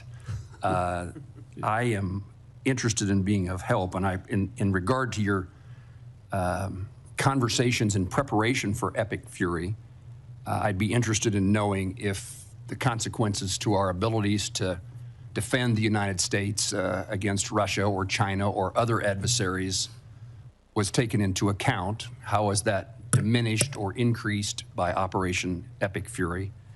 And particularly in this instance about what it means, was the conversation had about what it means to our ability to help Ukraine defend itself? U.S. support for Ukraine includes military and other assistance, but also we've undertaken economic sanctions against Russia for their invasion of Ukraine.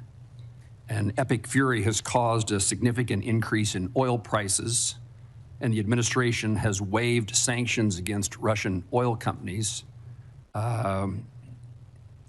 which are reported to say that Russia is receiving $150 million per day additional dollars as a result of the waiver.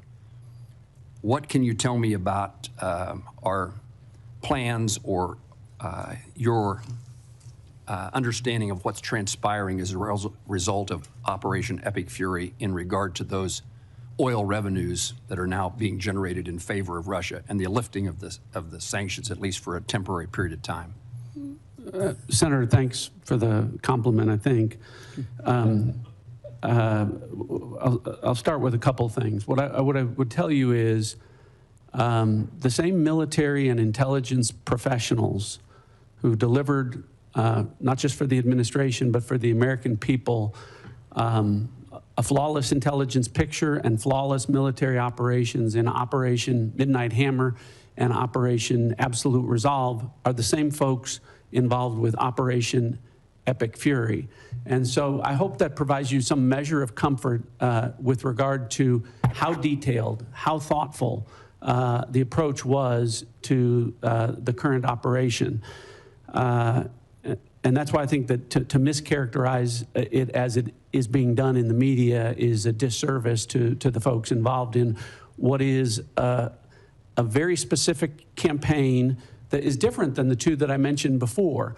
It's why the president came out and said, this isn't over in a matter of hours, this is a 4 to 6 week campaign, and that it would come at some cost, because the goal of the president and the administration is to address a 47-year problem, the most destabilizing force in the Middle East for the last 47 years, one that has frankly been watered, fed, and nurtured by policies of prior administrations that has allowed them to become the threat that they have. So I say all of that sort of in context to understanding that we have to address that, but at the same time, to your point on what's going on with regard to Russia and Ukraine, and you mentioned the oil issue. Sometimes policymakers have to take steps that, while they may benefit adversaries like Russia or China, do so because they also think it will benefit U.S. citizens, and in this case with respect to keeping the economy on track and keeping oil prices low. So what I can tell you is the intelligence is thoughtfully considered, and I think that policymakers have taken that I'm confident that we can walk and chew gum at the same time, pursue objectives in the Middle East, and provide support with regard to the conflict in Russia and the Russian aggression in Ukraine. Senator Bennett. Thank you, Mr. Chairman. I appreciate that. Mr. Director Ratcliffe, you just described the specific campaign that the president is engaged in, the country's engaged in with respect to Iran. I think the campaign has been one, in my view, without a specific rationale for the American people. 19 days into President Trump's unauthorized war with Iran, and by which I mean there has been no congressional approval, at least 13 American service members are dead and many others are injured. President Trump has offered no credible justification for an imminent threat, no clear goals, no strategy or timeline. His message keeps changing, I think, in really damaging ways. President Trump said Iran's nuclear facilities had been, quote, totally obliterated in June 2025. But when he launched this latest war, he said we need to eliminate the imminent nuclear threat of those totally obliterated nuclear facilities.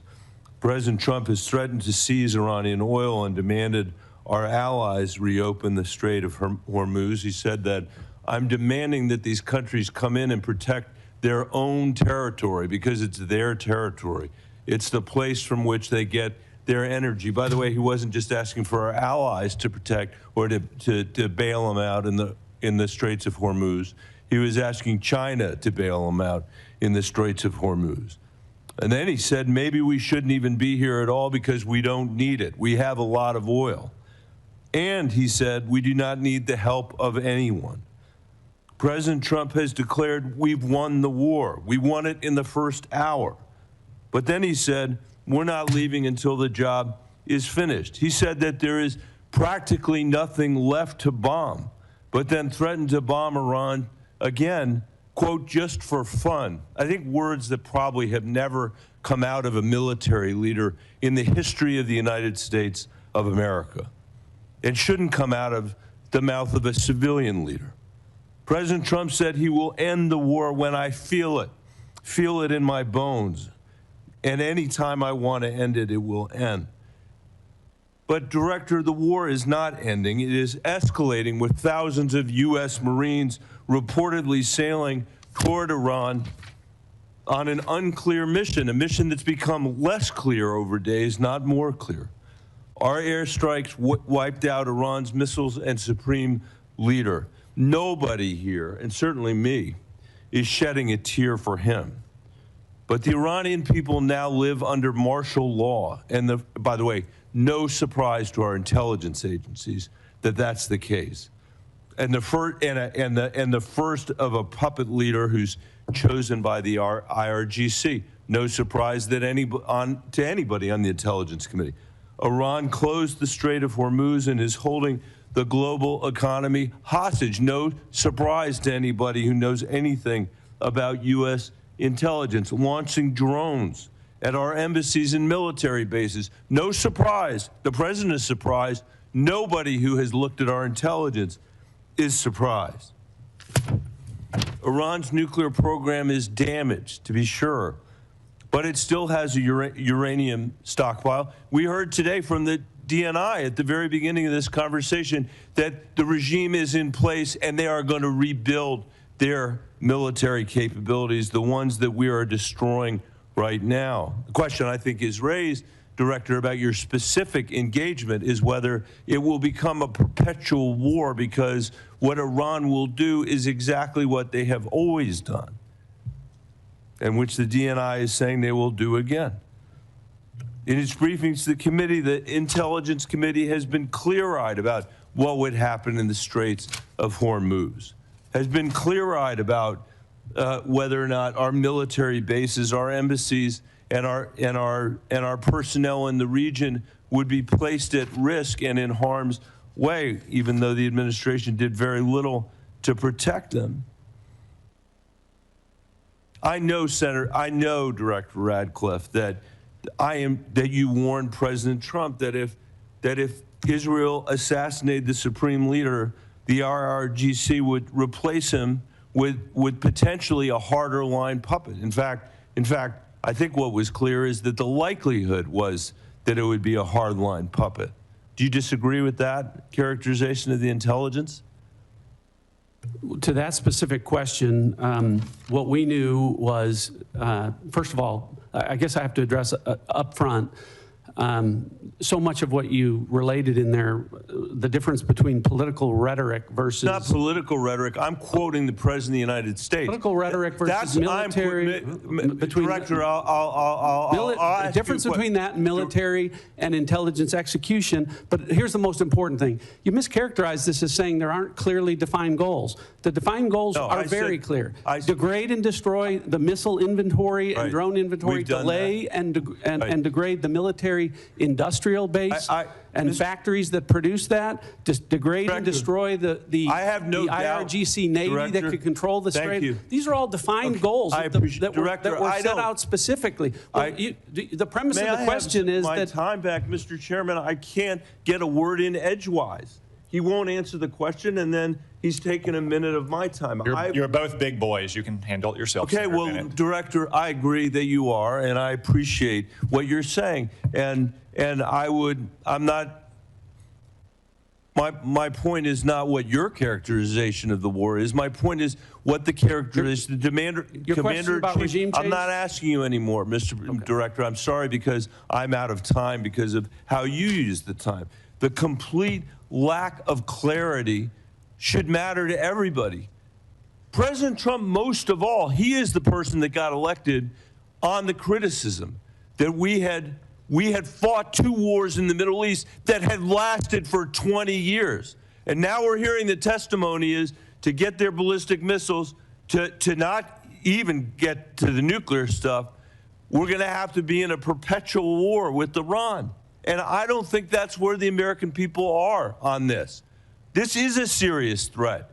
This is a serious threat to us and to Israel. The question is how to handle it. And President Trump said, we are not the policemen of the world. He ran on that. And now he's turned us into the world's policeman, into its jury, into its judge, into its executioner. And just because we have the most advanced military in the world, it doesn't mean that we should be in a perpetual war all around the world. Thank you, Mr. Chairman. Senator Rounds. Thank you, Mr.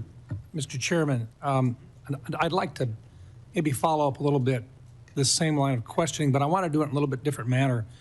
I've had the opportunity, like all of the other members on this committee, to see the threats that we discuss regularly in the classified settings.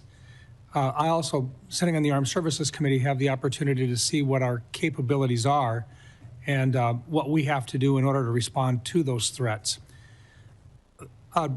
Director Ratcliffe, let me just begin. I think it's been very clear from the beginning that even though there were supposedly diplomatic activities going on, behind the scenes it was very clear, and I just ask if you would disagree or agree with me on this, it was very clear that Iran, while they were talking, they had no intentions of following through diplomatically with eliminating any of their nuclear aspirations, correct? Senator, that's correct, and in the classified session we can go into detail, but you've characterized it right. Diplomatically, they were saying one thing. The intelligence was reflecting quite the contrary. Okay.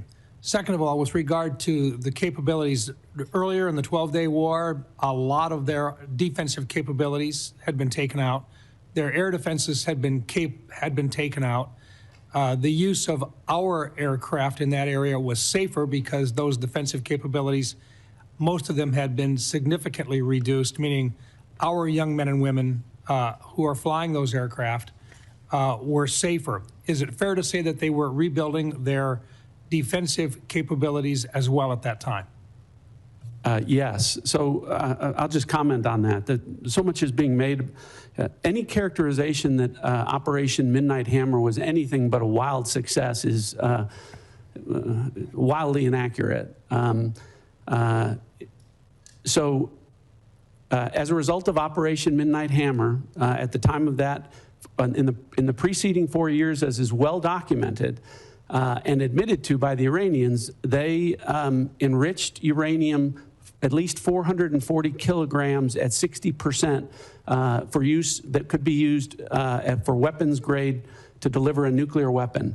As a result of Operation Midnight Hammer, we sit here today with Iran having exactly the same amount of enriched uranium to 60%, meaning they have been unwilling and incapable of enriching uranium to 60% as a result of Operation Midnight Hammer. Okay, and let me go on because I think this is an important part of this. You also have to have a way of delivering a weapon. It's fair to say that they have short-term and intermediate-range ballistic missile availability today. Were they building additional short-range and mid-range ballistic missiles? Yes. Were they continuing to develop them?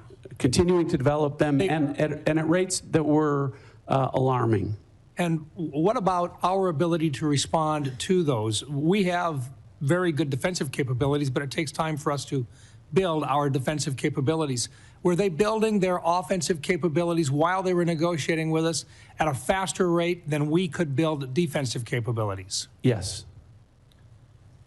Were they continuing to work at and deliver additional resources to terrorist organizations that were affiliated with them in the region? Yes. So in other words, while they were supposedly diplomatically working with us during that entire time, they were continuing with regard to their nuclear intentions. They were building additional missile systems to deliver or conventional weapon systems to threaten their neighbors. Their defensive capabilities were going to be increased, making our young men and women at risk when at some point in the future we would have to basically go in and clean the mess up. I think there was an opportunity here, and I think the president made the right choice when he decided at this time that simply for our advantage and for the young men and women that have to go in and do this, that this was a safer time, if there ever is such a thing as a safer time, but the right time for our nation to respond to this threat. Is that an appropriate way of putting it, sir?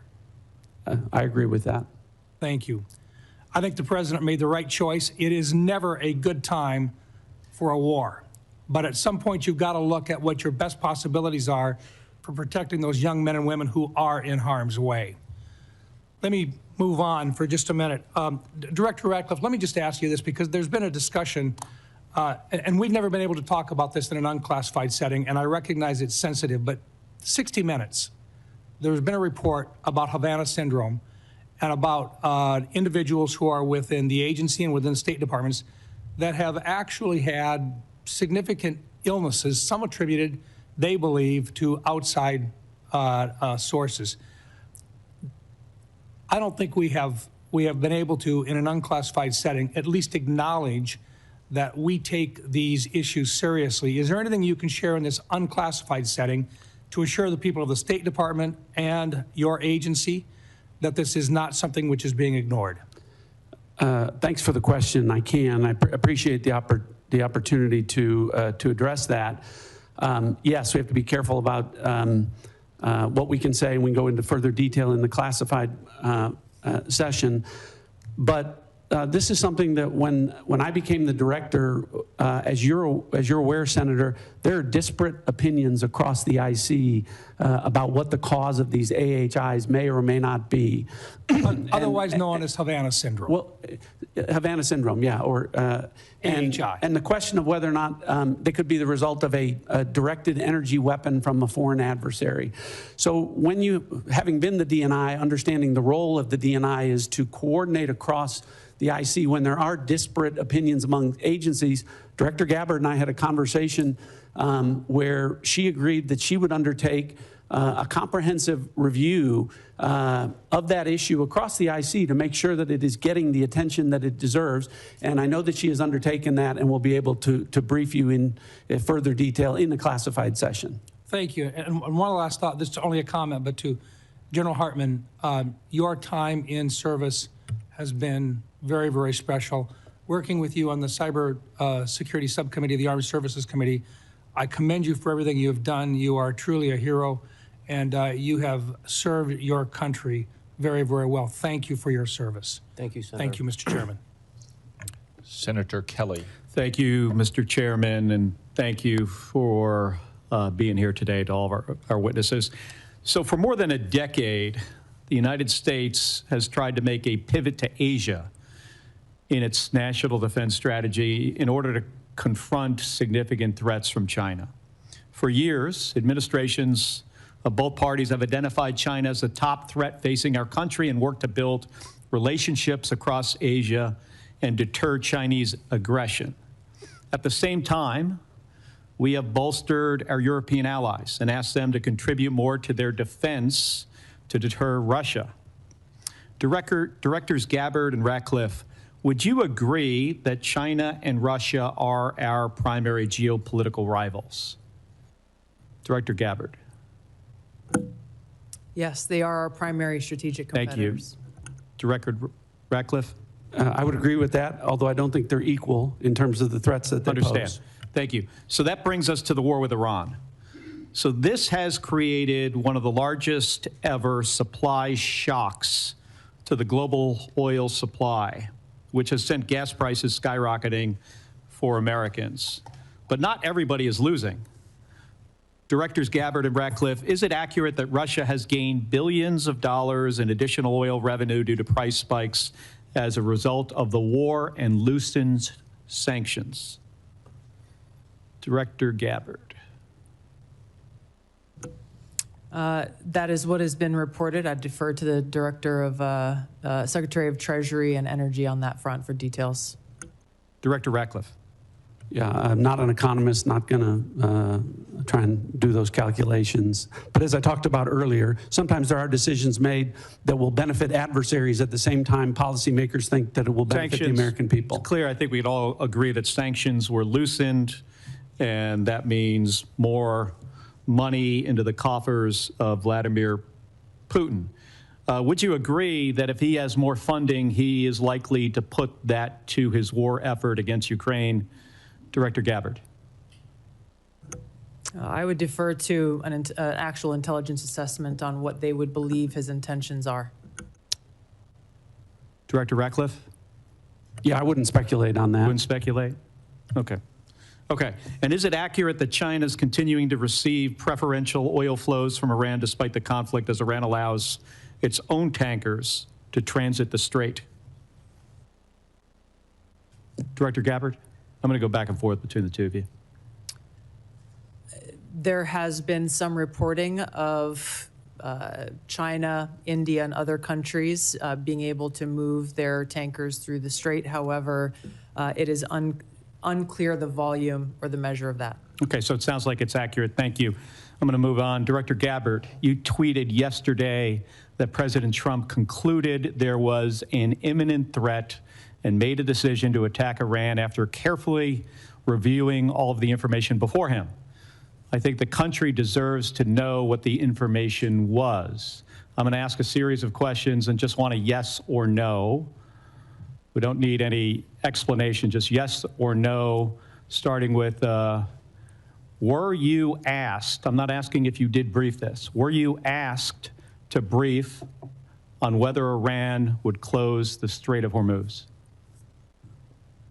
I'm not going to comment on what the president did or didn't ask me on any topic. I'm not asking if you briefed it. I'm just asking if there was a request I understand by the White House. Director Ratcliffe, were you asked to brief on whether Iran would close the Strait of Hormuz?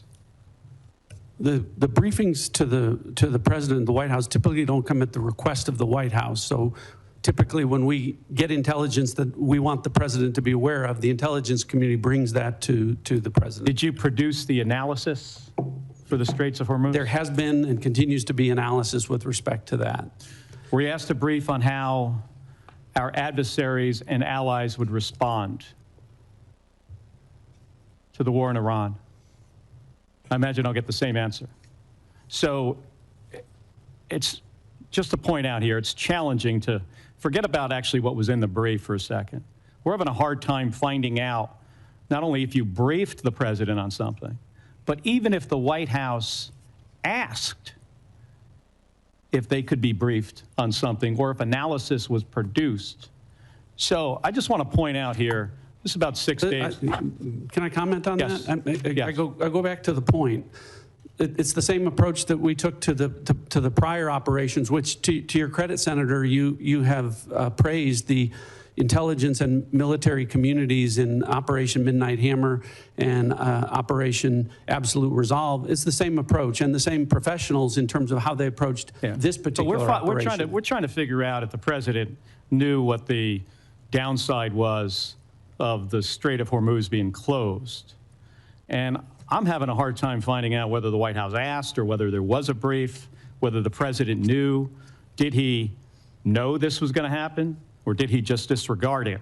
And I just want to point out something that was released about 6 days ago. This is a fundraising email from the president of the United States. And in this email here, where there's multiple links to donate money, it says, as a national security briefing member, you'll receive my private national security briefings.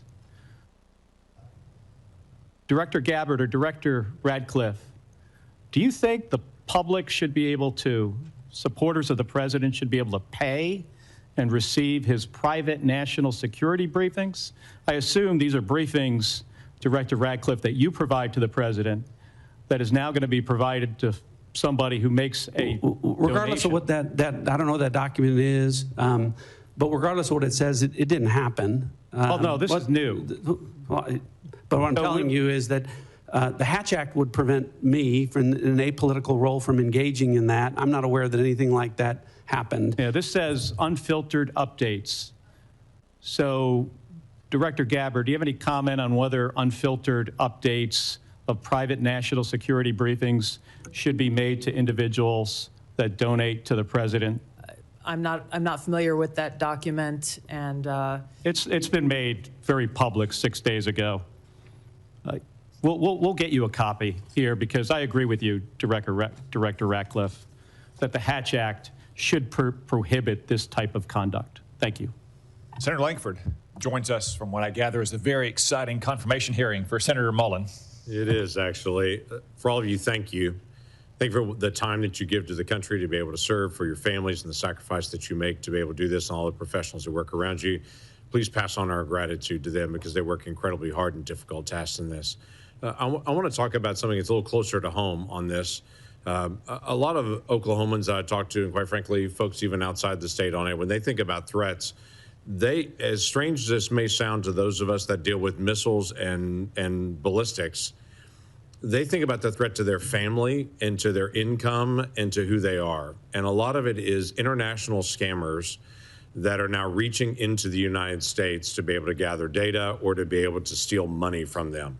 AI has accelerated this dramatically, and I know the Worldwide Threats has mentioned this and some of the challenges that we face on it.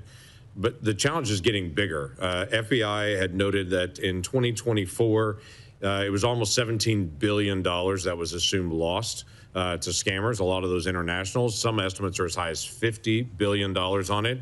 AI continues to be able to accelerate the capabilities on it. OpenAI even noted now that they're putting online ads saying, if you've been scammed, here's a way to recover your money. And that is actually a scam. It's taking them to a fake FBI page where they can then turn in and to say, if you've been scammed, here's how the FBI is going to actually come help you to recover it. But even that page is fake, and they're going to be able to steal their information. This is accelerating at a pace that's pretty dramatic with the use of AI on this. Director Patel, I know that you guys are on it. I know that there's multiple entities on it, but this is a big challenge.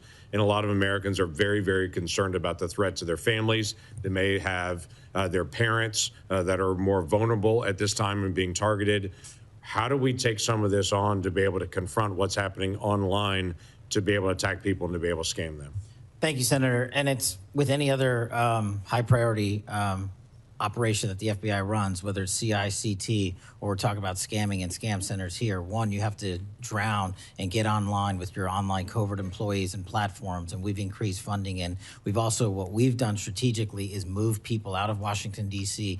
on the intel analyst front and the support staff front to places like Oklahoma. Actually, every single state across the country has received a plus up because of that. And what we've created is the Internet Crime Complaint Center, the IC3, which I know you're familiar with and reference. So what we're doing on the homeland is going out into the streets of America, on the online platforms in America, and shutting down those networks and shutting down the capability of AI to interfere. But I think the bigger term project, what we're doing overseas, that's the key to this. Right.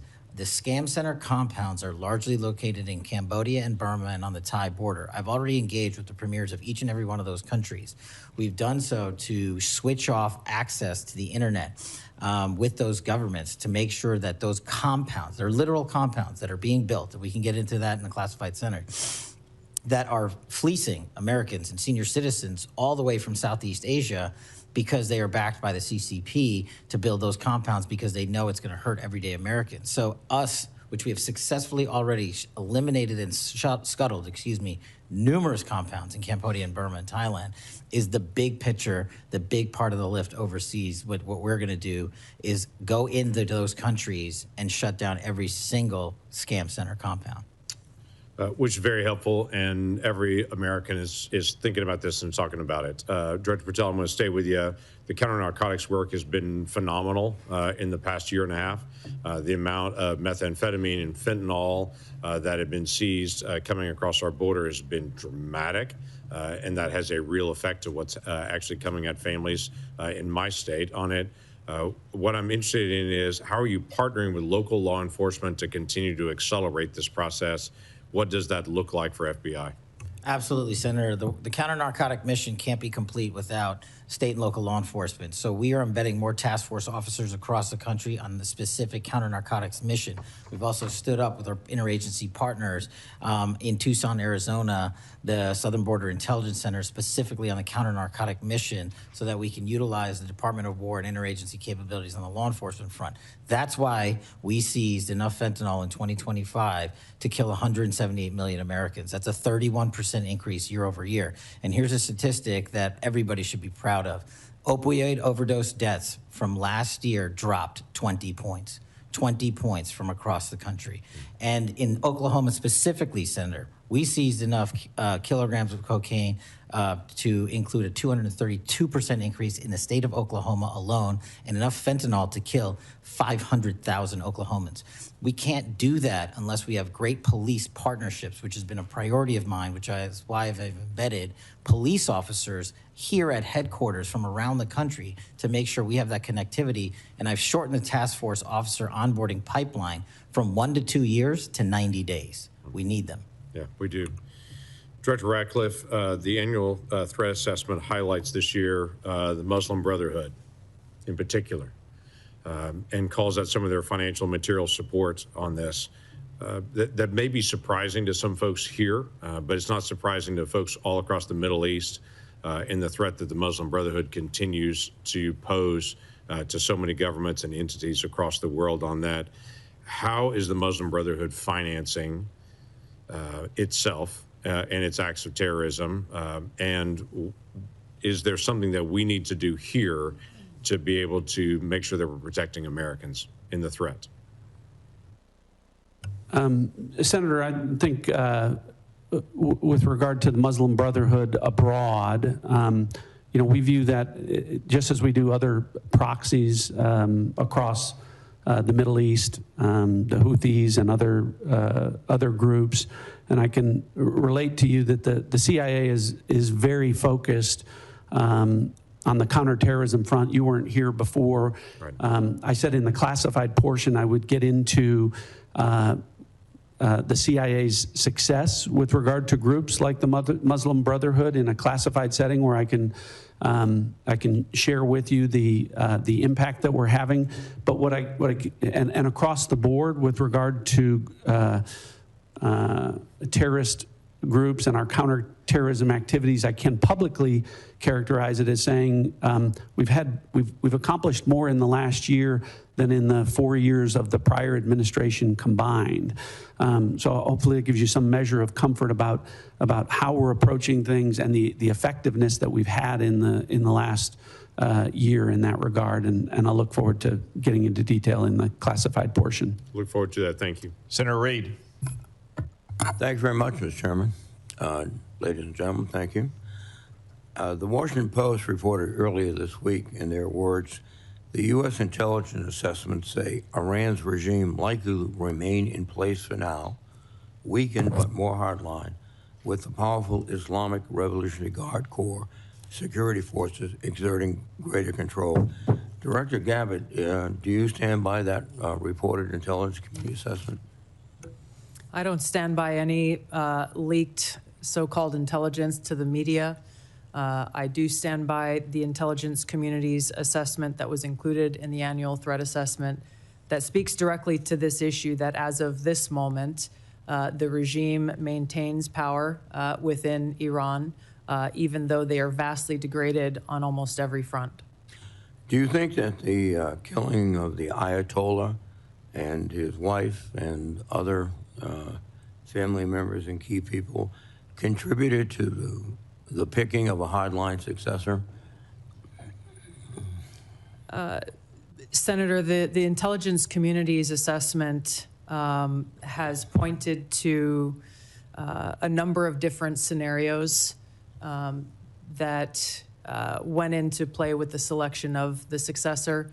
The details of that we can discuss in a closed hearing with regard to the intelligence reporting. Is the regime in Iran now trying to promote the deceased Ayatollah as a martyr who should be followed, and does that help them consolidate support? Senator, the Iranians are certainly using that as a call to action. The effects of that from an intelligence standpoint remain to be seen. There is a tradition in Shia, though, to honor martyrs. One of their greatest celebrations is the martyrdom of the grandson of Muhammad. Is that correct? That's right. So we might have played into their cultural biases erroneously. General Adams, what conditions do you assess would need to be present to make the regime collapse or necessitate, excuse my voice, unconditional surrender? And can it be done with air power alone? Senator, we have at the Defense Intelligence Agency put together a number of scenarios coordinated across the IC with regards to what we would forecast the future would be. There are 4 specific goals that we've been told to track and analyze with regards to the goals of the U.S. effort. They've been articulated earlier in the hearing, so I won't hammer on those. But with regards to the collapse of the regime, specific perpetuation, like what would precipitate that, we would like to, I would prefer to talk about that in the classified hearing. Well, I understand, but there's a very basic question here. Will air power alone be able to destroy this regime, given the culture, the politics, the temperament of these people? The Iraq-Iran war lasted for 8 years with 1 million casualties. Do you think air power alone will do it? Senator, the capabilities that our joint force brings to bear can accomplish many missions. To forecast exactly what can and can't accomplish this goal, I prefer not to guess or prognosticate on that. Well, I'll recognize your professional position. U.S. Special Envoy Steve Witkoff recently stated that Russian leaders told Trump on a call that they were not sharing intelligence with Iran. Witkoff said, quote, "We can take them at their word." Director Gabbard and Ratcliffe, do you take President Putin at his word? I'll go ahead and answer. No, I don't take Vladimir Putin at his word. Are they providing intelligence to the Iranians? Well, we talked about this before. Yes, sir. In the classified session, what we can go into is that the Iranians are requesting intelligence assistance from Russia, from China, and from other adversaries of the United States, and whether or not those countries are is something we can talk about in the classified portion. But you've made an assessment. You've analyzed traffic communications, and you can... I know the answer and happy to discuss that with you in the classified portion. Yes, sir, go ahead. Go ahead. Thank you. One of the aspects of this is the collateral effects, particularly in Russia and Ukraine. We were just talking about Russia probably or possibly providing intelligence, with maybe interfering or inflicting casualties on our forces. Russia is also benefiting from the lifting of sanctions on their ability to sell oil throughout the world. I heard one estimate of a $20 billion surge in their potential revenues. Ukraine, on the other hand, is facing perhaps a disrupted supply chain of missiles and other equipment because they're being devoted to this operation. So, General Adams, can you just give me your impression of the effect of the battle on Russia and Ukraine at the moment, of this battle? Well, from our collections, the effect of the epic fury on the Russian-Ukrainian battle has been indirect, not direct. We do track very carefully what benefits or, as you alluded to, the collateral effects of what we're doing and how it impacts. There is a lot of, from both the Russians and the Chinese, observations of what we're doing and figuring out what they can learn from that. So I think that's a collateral effect as we expose what the joint force displays on the battlefield.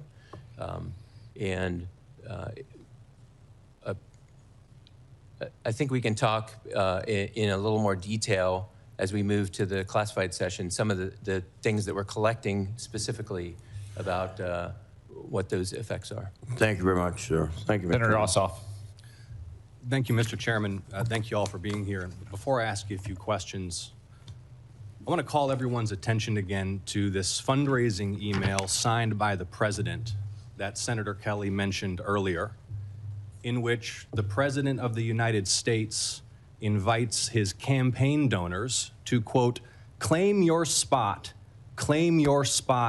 join now to receive private national security briefings to his political donors, featuring a photo of the president at a dignified transfer ceremony with a flag-draped coffin of an American service member killed in action returning to their family. And the American people need to know that the President of the United States is fundraising for his political campaign and his PAC using images of American service members killed in action, and it's a disgrace. Now, Director Gabbard, I'd like to reground this in your core responsibilities. Under the law, you are responsible for providing national intelligence to the President, correct? Yes. And to the heads of executive branch departments and agencies, yes? Yes. And to the chairman of the Joint Chiefs and senior military commanders? Across the IC, yes. And to the Senate and the House and relevant committees, correct? Yes.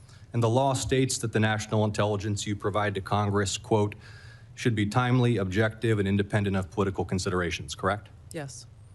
And you noted in your opening statement you're here fulfilling a statutory responsibility and that your testimony, quote, represents the IC's assessment of threats, That's right. correct? That opening statement, as submitted to the committee in advance of this hearing, stated that as a result of last summer's airstrikes, quote, Iran's nuclear enrichment program was obliterated, end quote, correct? That's right. And is that in fact the assessment of the intelligence community? Yes. So the assessment of the intelligence community is that Iran's nuclear enrichment program was obliterated by last summer's airstrikes. Yes.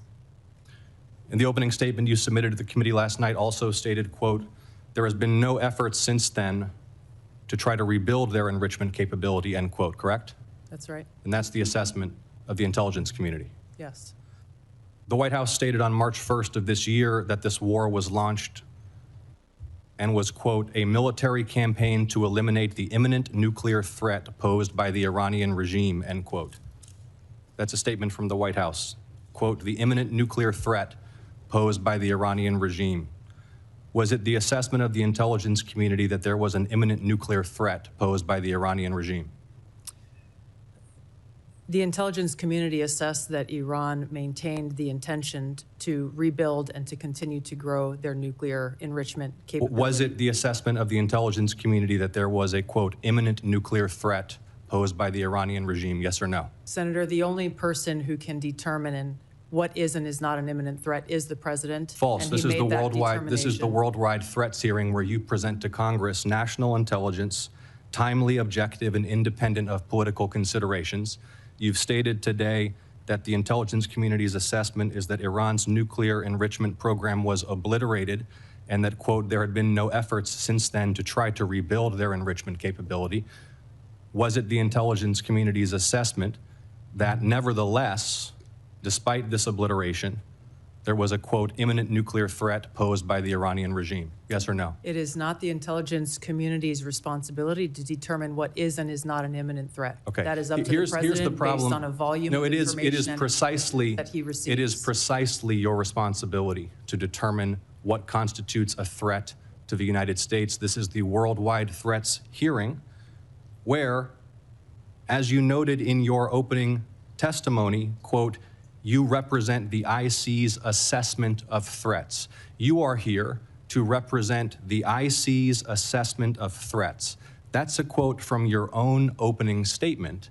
And so my question is, as you're here to present the IC's assessment of threats, was it the assessment of the intelligence community that, as the White House claimed on March 1st, there was a, quote, imminent nuclear threat posed by the Iranian regime? Yes or no? Once again, Senator, the intelligence community has provided the inputs that make up this annual threat assessment. You won't answer the question. It is the nature of the imminent threat that the president has to make that determination based on a collection and volume You're here of to be information and timely. intelligence that he is provided with. You're here to be timely, objective, and independent of political considerations. Exactly what I'm doing. No, you're evading a question because to provide a candid response to the committee would contradict a statement from the White House. Let me ask you about your presence in Fulton County on January 28th of this year. You were present at the FBI's raid on the Fulton County Elections Office on January 28th, correct? I was present for part of the FBI exercising a warrant approved by a municipal judge. Yes, to and the obtain FBI was there executing, investigation. that warrant to seize ballots and materials associated with the 2020 election, correct? Yes. And are you aware that members of this committee have already opened inquiries into your election-related activities? Yes. And are you aware that your general counsel and deputy general counsel have already provided testimony to this committee regarding those activities? Yes. On February 2nd, you sent a letter to Senator Warner regarding your presence at the raid. Was that letter accurate? I don't recall the exact date, but if I sent a letter that had my signature, it was accurate. You stated in the letter that your presence at the raid was, quote, requested by the president, correct? Yes. When did the president request your presence at the raid? The day of the raid, the warrant execution commencing. The day of the raid. Yes. He called you on the phone? I'm not going to disclose how the message was delivered, but it was a request from the president and his administration to go and help oversee this warrant being executed along with the deputy director of the FBI. Is it your role to oversee? And to thank the FBI agents who were conducting Is it this your warrant. role to oversee the execution of criminal warrants? It is my role, based on statute that Congress has passed, to have oversight over election security, to include counterintelligence. But you said you oversaw the raid, correct? You just testified you oversaw the raid? Portions of it. Okay. Did you handle any ballots or election-related materials? No. You were inside an FBI evidence truck, correct? You were photographed inside an FBI evidence truck. It was an empty truck, yes. The president stated, quote, you looked at Senator's time has votes that expired. wanted to be checked out. The Is that senator's accurate? time is expired. Did you look at votes as the president Senator stated? Ossoff, your time has expired. You respond can for the have record? her. No, she cannot respond No, because for the record, will the director please respond for the record to that question is my I'm happy question. to respond to questions for the record. Thank you, Director Gabbard. Thank you. Vice Chairman? I just want to, not going to go back to this issue. I'm sure we'll address in the closed setting, but I am very disappointed. This is the only one time a year the public gets to hear from you guys in this kind of setting. And the fact that we have repeated public reporting, including a major story in the Wall Street Journal today about China and Russia assisting Iran, which seems obvious and evident, and none of you would confirm that publicly, I think doesn't give the American people the full challenges of this war. I would add what I said earlier, that the media is not a classification authority, but certainly sounds like something Russia and China would do and that have done for decades in the past to Americans. To wrap up a little business here before we adjourn the open session, we will reconvene in 30 minutes in our usual location for the closed session. That's at 12:56 promptly. I do want to note for the record that Senator Young cannot join us. He is at Dover Air Force Base for the dignified transfer of remains for one of our fallen heroes, a Hoosier. And I would invite everyone to join Senator Young in praying for the family and friends of that soldier and all the soldiers who have given their life in the defense of our freedom and security. General Hartman, I want to again acknowledge you, given your impending retirement, since this is your last appearance for the committee. I'm sure you hope, and I'm sure that the thing you'll miss most about your long career in uniform is testifying before Congress. I remind members that questions for the record will be due by the close of business on Friday, March 20, and the audience will remain seated for a moment so that our witnesses and members may exit and proceed promptly to the closed session. This open session is adjourned.